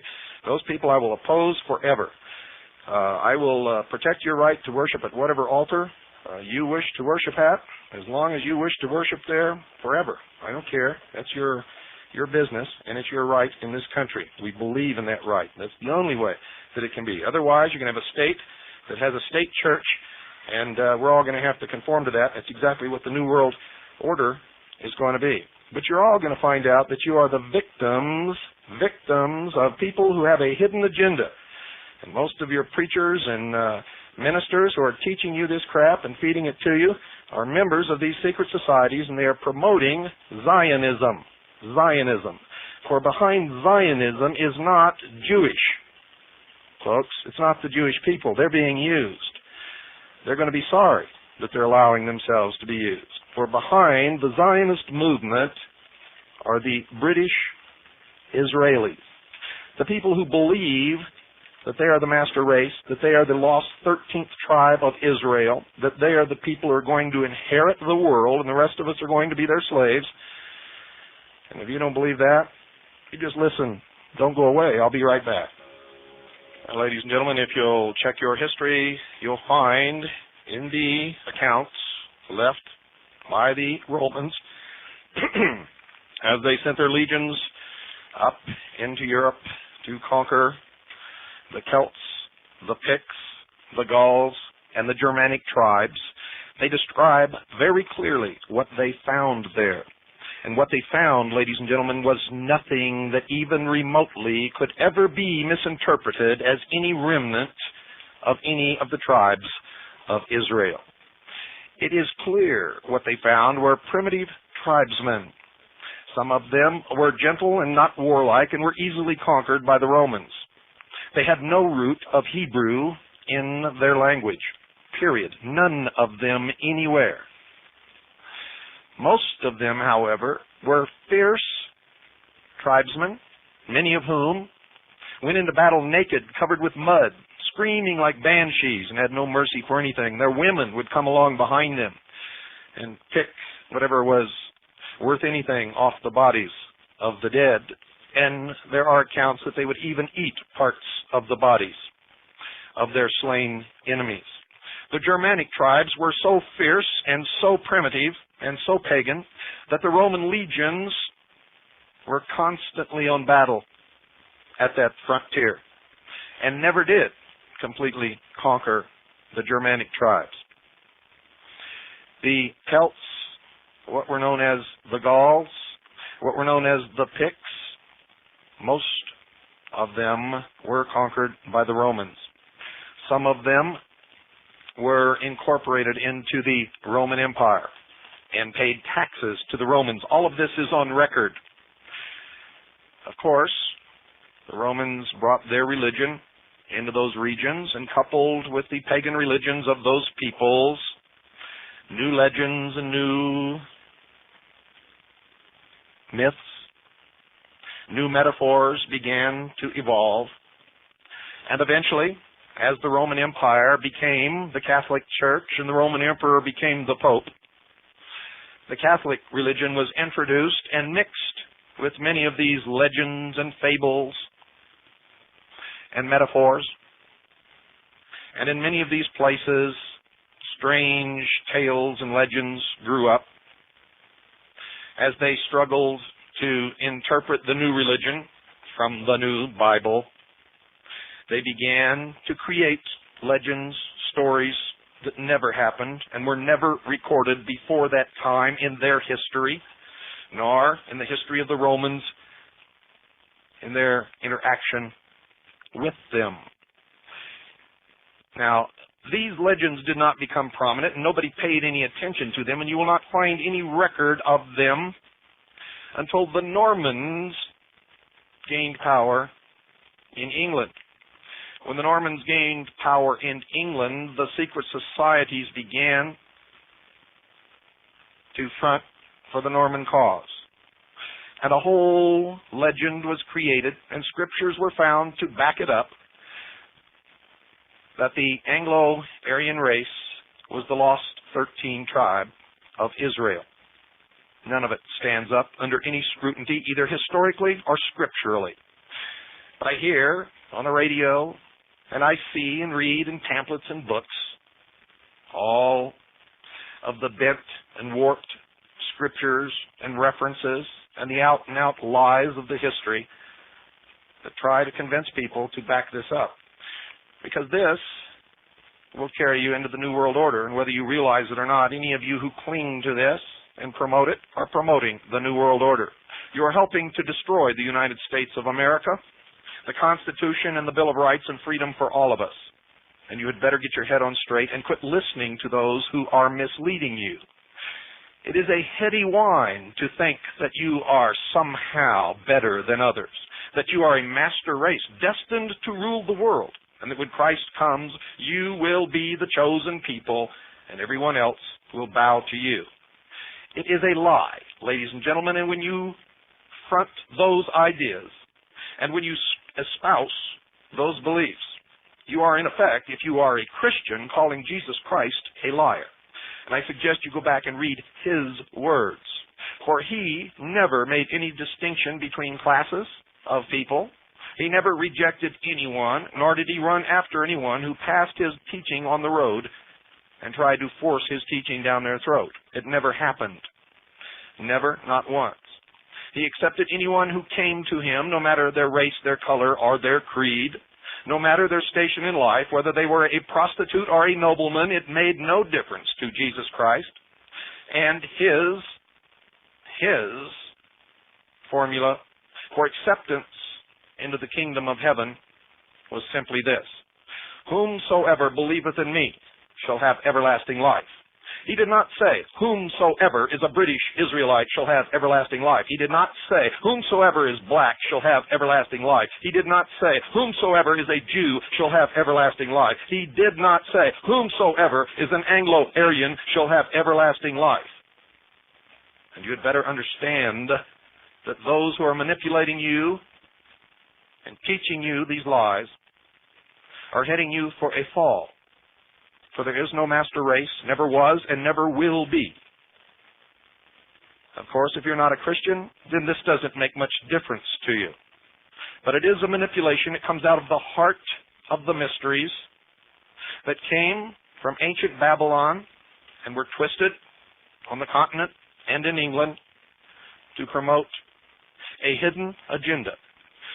And I quote, ladies and gentlemen, from the book entitled The Teachings of the Masters, written by Reverend Dr. R. Swinburne Clymer, who was the Director General of the Church of Illumination, the Supreme Grand Master of the International Confederation of Initiates of the OTO, of the Golden Dawn, of Freemasonry, of the Knights of Malta and the Knights Templar, the Supreme Grand Master of the merged occult fraternities comprising the priesthood of Ife, the Rosicrucian order, the secret schools, the Hermetic Brotherhood, Fraternitas Rosicrucis, the Temple of the Rosy Cross, the Order of the Magi, Sons of Isis and Osiris, Illuminati Americani, which translated means the American Illuminati. And this book was published by the Philosophical Publishing Company of Beverly Hall, Quakertown, Pennsylvania in 1952. The source of this information is from the 68th Convocation of the Rose Cross Order, to which all of the high-ranking members of the various orders and fraternities of what is known by the Brotherhood as the Illuminati, or the Brotherhood of Man, internationally as the Internationale, in 1916 at Beverly Hall. And I quote verbatim, and you had better listen, because this is the source of your teachings. And it will be the hard core of the New World religion. It is already pervasive in the New Age movement, and it is very easily checked.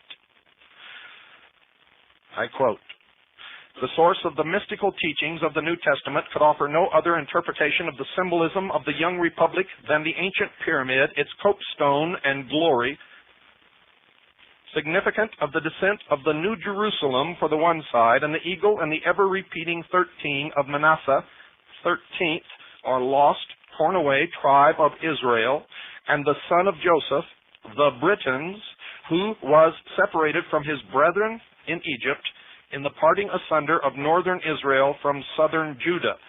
Now, historically, Judah was never a part of Israel, and that's why they say here, northern Israel from southern Judah, because Judah was never a part of Israel. And if they made it sound as if Judah, a part of Israel, separated itself from the whole, then they could be found historically incorrect, so they tell the truth. The parting asunder of northern Israel from southern Judah, never again to become part of Judah, and the first to cross Europe in the search of the legendary isles afar off, to re-establish the ancient Gentile throne of Israel at Tava in Ireland. Now, it is significant that they separate the name Israel into 3 syllables, Is-Ra-El, with dashes. It stands for Isis, Ra, who is represented as Osiris, and El. El means God. The hitherto rejected reverse side of our Great Seal is now in full view of these United States. It is to remind the people that from the beginning they were called to a great work as offspring of a mighty Manasseh, whose history began in Genesis and will culminate in America, and by whose stripes the world must be healed and will be healed, despite the many and inglorious betrayals of those who have set themselves up as the leaders of the peculiar people of the eagle. The legend tells us that Joseph, betrayed, as we have often been, and cast off by his own people, married the daughter of the priest of the temple of On in Egypt. Now remember, if you've listened to this program, you know that On is another name for the sun, or Osiris, or the light, or Lucifer. They're saying that Joseph as the legend tells, and it is a legend, it is not historical fact, never was and never can be, for it is a lie.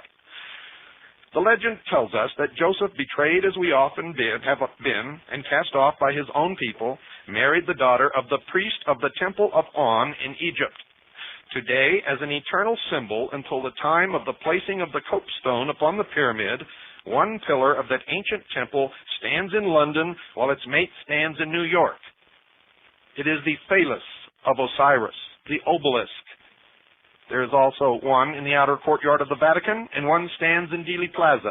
One also stands on the estate grounds of the Priory de Sion, or the House of Sion in England. These are vivid and should be constant reminders to us of our unbreakable connections with ancient Egypt and with Europe, and our father Joseph as an Anglo-Saxon culmination. As a result of this union, and between these two pillars must all the world, in biblical language, pass into Ephraim or Shiloh. Professor Tutton, an eminent symbologist, understood these ancient mysteries fully and indicated this in his statement, quote, "The whole Bible is written in the stars, both the law and the gospel, while esoterically the entire story of man is set forth upon the Sea of Manasseh. The obverse side is Israel, under the new covenant. As the hope and outcome victory of Christianity, the two sides reflect each other and cannot be separated," unquote, and that is the meaning of the new covenant that Clinton espouses. For he also is a member. This was displayed dramatically in the photograph published worldwide, where he stood in the Oval Office holding up a single red rose. Castro has been photographed holding up a single red rose, as has been Gorbachev, the leader of France, and the Queen of England.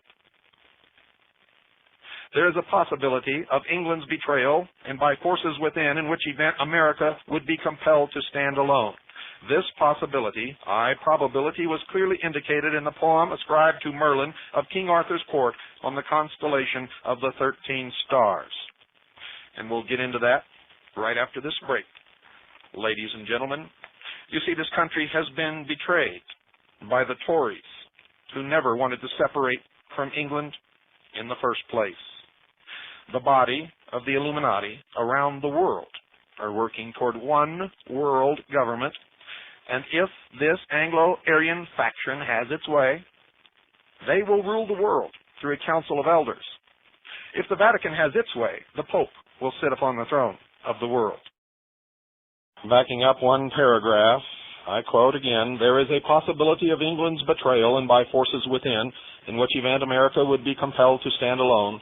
This possibility, probability, was clearly indicated in the poem ascribed to Merlin of King Arthur's court on the constellation of the 13 stars. Here they attribute truth to legend. Supposedly, Merlin said, quote, 'When the cock shall woo the dove, mother and child shall cease to love.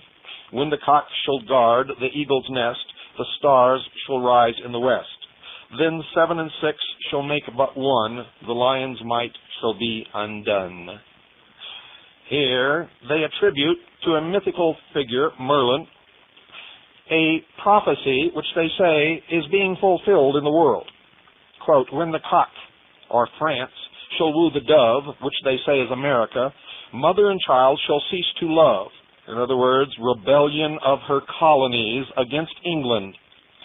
"When the cock, France, shall guard," in other words, France's aid to the eagle's nest, which is the United States or America, "the stars," which they say are our constellation of 13, shall rise in the west.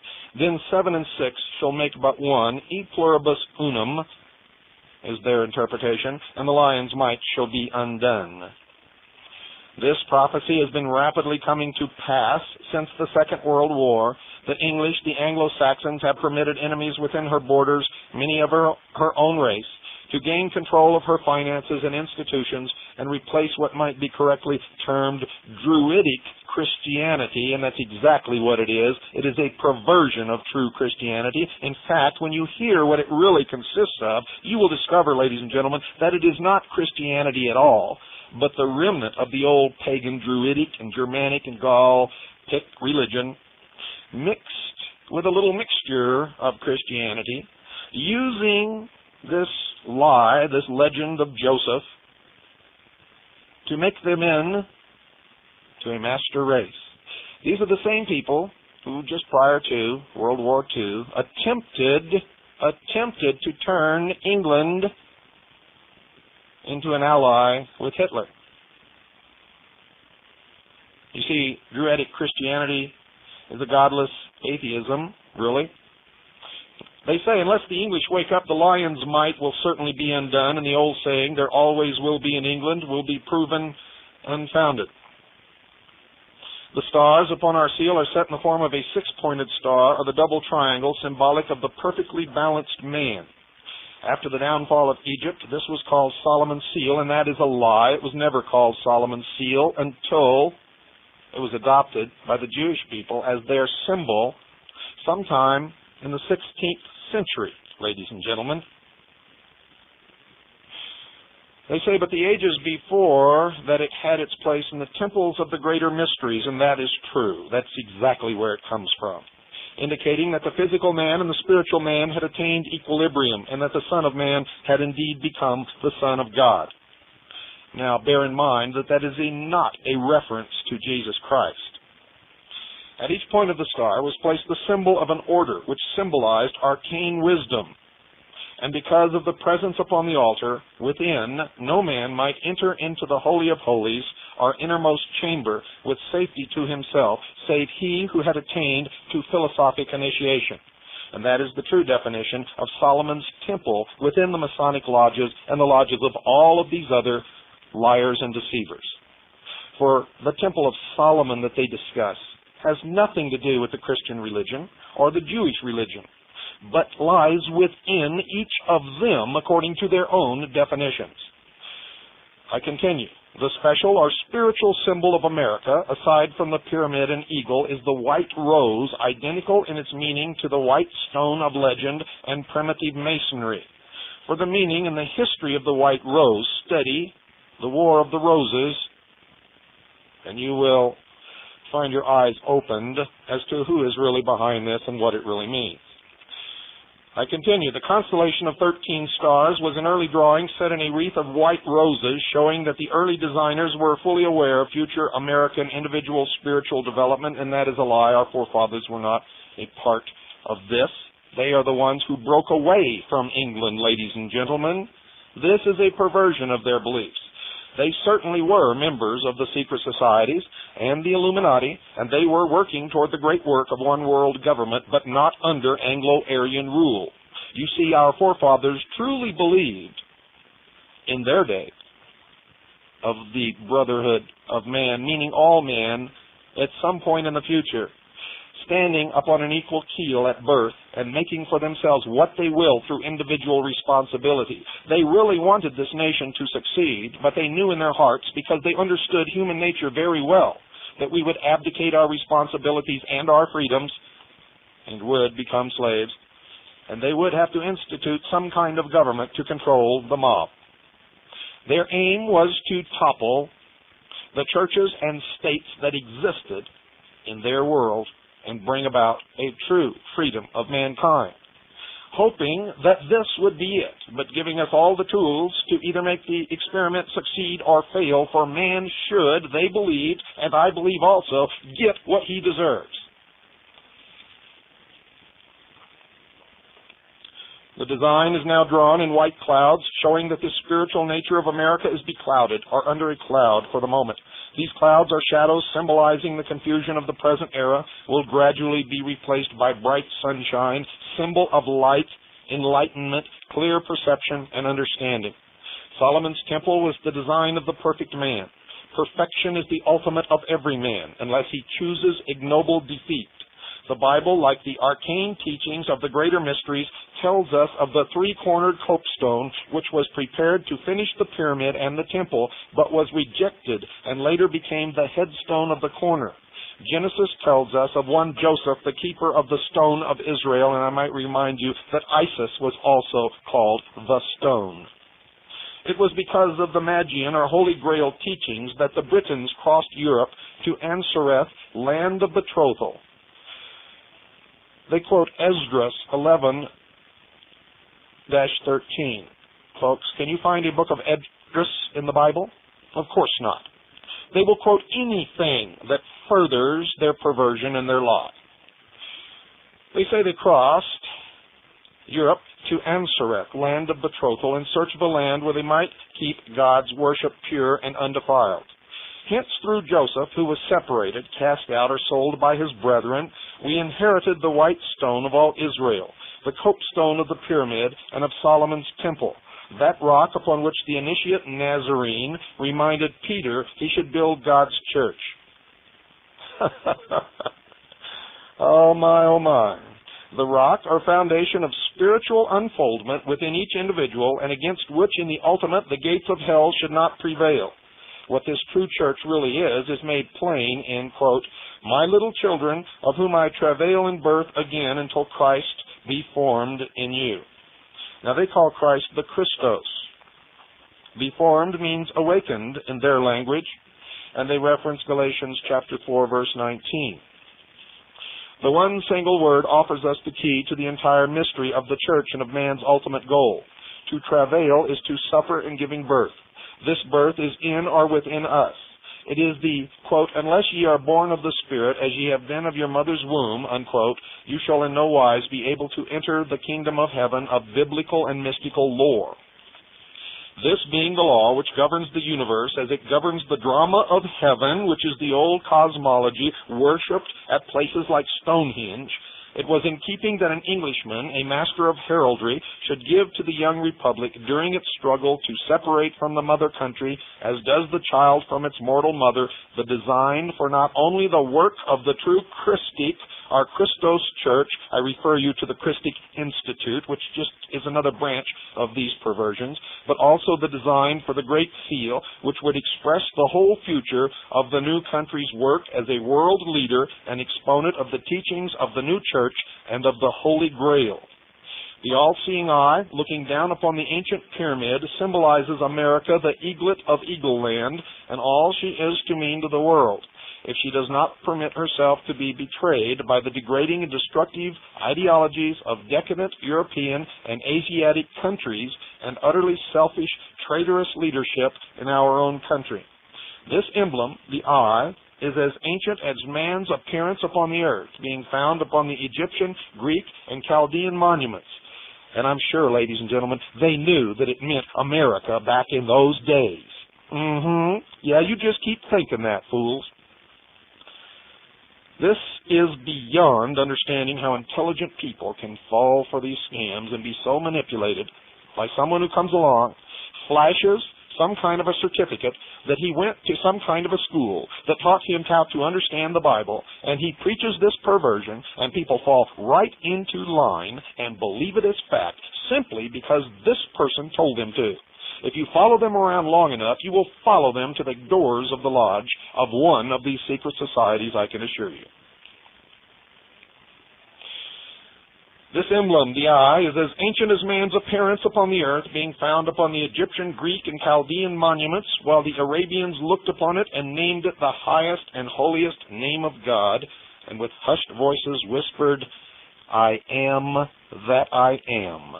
And that is what Elizabeth Clare Prophet preaches in Montana. The triangle about the eye stood from the most ancient days as the emblem of the Trinity. Now get this, folks, because this is what their Trinity really refers to. The triangle about the eye stood from the most ancient days as the emblem of the Trinity, Osiris, Isis, and Horus, progenitors of humanity, Father, Mother, and the Mother they call the Holy Ghost, and Son. It is the seal of the eternal law of the three of the universe, and the watchful guide to those who awaken and walk in the light. Quote, I will instruct thee and teach thee in the way which thou shalt go. I will guide thee with mine eye. Unquote. Psalms 32, verse 8. The legend, symbolized by the pyramid, is esoteric, given in numbers, measures, and weights. In these may be read the history of ages already completed and the prophecy of those yet to come. I refer you to ICE, the ultimate disaster, 5-5-2000. That's the name of the book, 5-5-2000, ICE, the ultimate disaster, by Richard Noon. I'll refer you in that book specifically to the interview with Tom Valentine where he parrots this exact same philosophy. I also refer you to his book about the pyramids, I forget the name of it, and his other book, The Life and Death of Planet Earth. I was thinking of a book written by Hal Lindsey. But Valentine's book is The Life and Death of Planet Earth. You'll find this same philosophy espoused throughout, and you will find him on Radio Freemasonry, running you around in circles, chasing your tails, even now. Throughout the past ages, each with its leader runs the legend of the stone kingdom cut out without hands. Now remember, throughout all past ages, this legend, this story, this perversion has been repeated throughout the pagan religions since the beginning of time when man first looked up and equated the sun with the power of God. The inner kingdom of heaven, the last and greatest of all, might have been the master Nazarene had he not been betrayed by his own people, as in England, the land of Joseph, and the Grail being betrayed today. Notice, when it comes to the Nazarene, who was of Israel, being betrayed, all of a sudden, he's been betrayed by his own people, but his own people are no longer these people, you see. That's blamed on the Jews, but yet they claim to be of the tribe of Israel. What hypocrites, what liars, what deceivers, what perverters, what manipulators. Unless Americans in rapidly increasing numbers become imbued with the spirit of America and awaken to the Christic Church, again I refer you to the Christic Institute, run by another secret society, the Jesuits, a similar fate may also befall America. Ancient architecture, heraldry, and the drama of heaven are all telling the people of America of their possible destiny, material and spiritual, no less than their responsibility. They're claiming that the Bible is recorded in the constellations of the heavens. The opposite is true, folks. The cosmology of the heavens in the ancient pagan religions existed long before the Bible was ever written. The Bible is a conglomeration of all of the metaphors and myths and religions of history passed down by word of mouth and written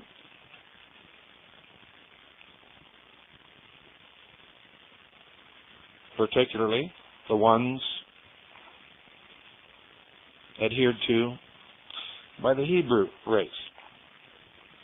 As the head, body, and limbs of the great image, made of different metals, represented each messianic age, a new interpretation of truth, and an empire directly relating to some manifestation of that truth, so must America represent the white stone and be a nation fashioning itself according to the divine pattern until it shall have attained to the Messiahship. In other words, they're saying America is the Messiah. Spiritual leadership. According to them, Christ is coming back to the earth, but not in a physical body, and he never was a divine human being, God incarnate in the flesh on this earth. Instead, it's an office that can be held by anyone, and in the new age, it shall be held by the new root race. In other words, they say that America represents the white stone, and it should be a nation fashioning itself according to the divine pattern until it shall have attained to the Messiahship, spiritual leadership over all nations, overshadowing all that has preceded it.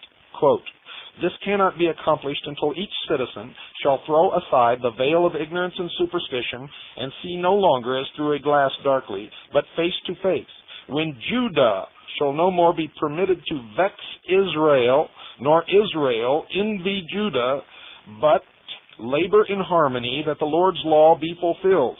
If this be not done, both may be destroyed, as have been many nations before them." Remember, the symbol of royalty in England and of England itself is the lion.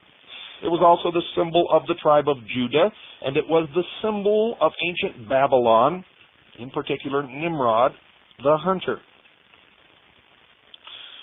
I continue, the time spoken of by Isaiah the prophet has come. It is a time when the learned intellectual cannot read the book because it is sealed as Greek to them, nor the unlearned, because he is unlettered. Yet shall the book be unsealed, because the ancient arcane wisdom applies to the individual who is willing to work in obedience to the Christic law in his personal quest of the Holy Grail. In drinking of the cup of unselfishness, in his love for his neighbor and the stranger within his gates, in his loyalty to his family and his country, and his stubborn but holy insistence that destiny's prophecy shall not be set aside. So on the one hand, they talk about the brotherhood of man, about equal rights for all, about love for his neighbor and the stranger within his gates, the loyalty to his family and his country. And at the same time, these lying, deceiving manipulators are destroying the country. They're destroying the family. Oh yes, ladies and gentlemen, this comes out of the mysteries and nowhere else. And they believe that they are the master race and will ultimately destroy all other races and prevail as the rulers of the world. And yet they read this, they write this, and they see no contradictions, which makes most of them fools in my estimation. In any case, they are liars, deceivers, and manipulators, the scum of the earth. They are the destroyers.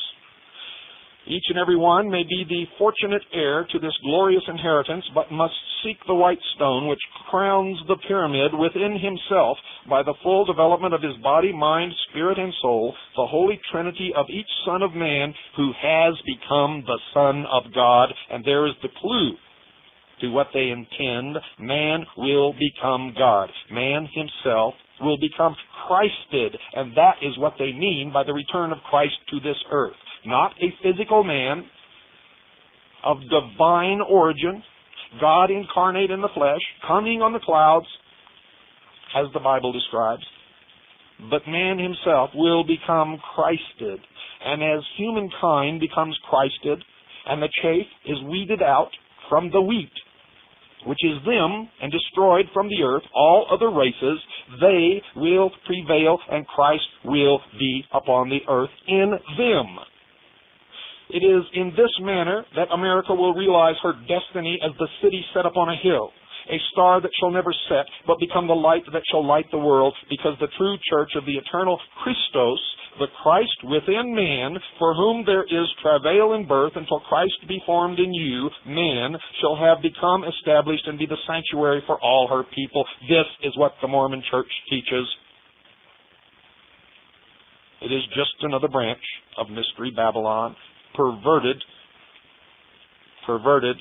by this hidden agenda of the master race, the Anglo-Aryan master race, incarnate in British Israelism, world Zionism, and if you're Jewish, you had better reject it. It's not about saving or preserving the state of Israel. It's about creating a one-world government, and Orthodox Jews, along with fundamentalist Christians, or any Christian for that matter, who will not renounce Christ as a divine incarnate of God in the flesh upon this earth. Any follower of the prophet Muhammad, anyone who will not bow down to this new religion will be destroyed. Will be destroyed. The state is the edifice. The church must be the spirit. This is the old Nazi coming back to us. This is National Socialism on a world scale. Where the state is the edifice, the church must be the spirit. The rise and fall of nations and people has been an exact ratio to their acceptance of the laws interpreted by their great spiritual leaders or their efforts to think, desire, and act in attempted defiance of them. This is the combination of British Israelism. It is what brought Hitler to power. It is the same occult philosophy that Hitler worshipped of the master Aryan race.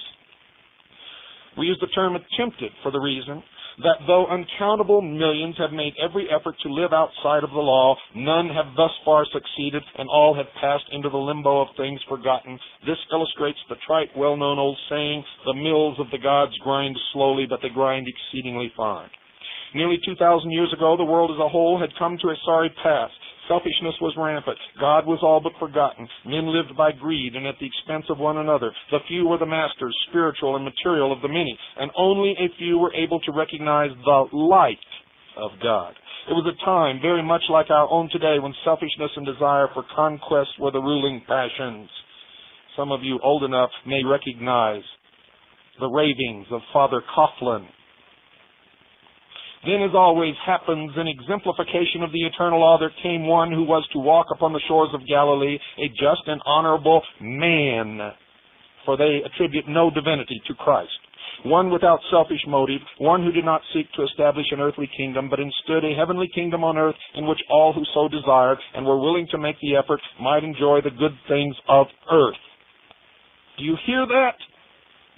He talked of God as none other had before him. He proclaimed God to be the Father of all creation, the supreme being of the universe, the maker of heaven and earth, and of man in his own image. This young man, this native of Galilee, the Nazarene, preached the fatherhood of God and the possibility, not the certainty, of the brotherhood of man and the immortalization of the soul of man. This master teacher manifested greater love, more wisdom, and courage than had ever before been found embodied in the body of any man. He possessed the desire to serve mankind as had none other before him.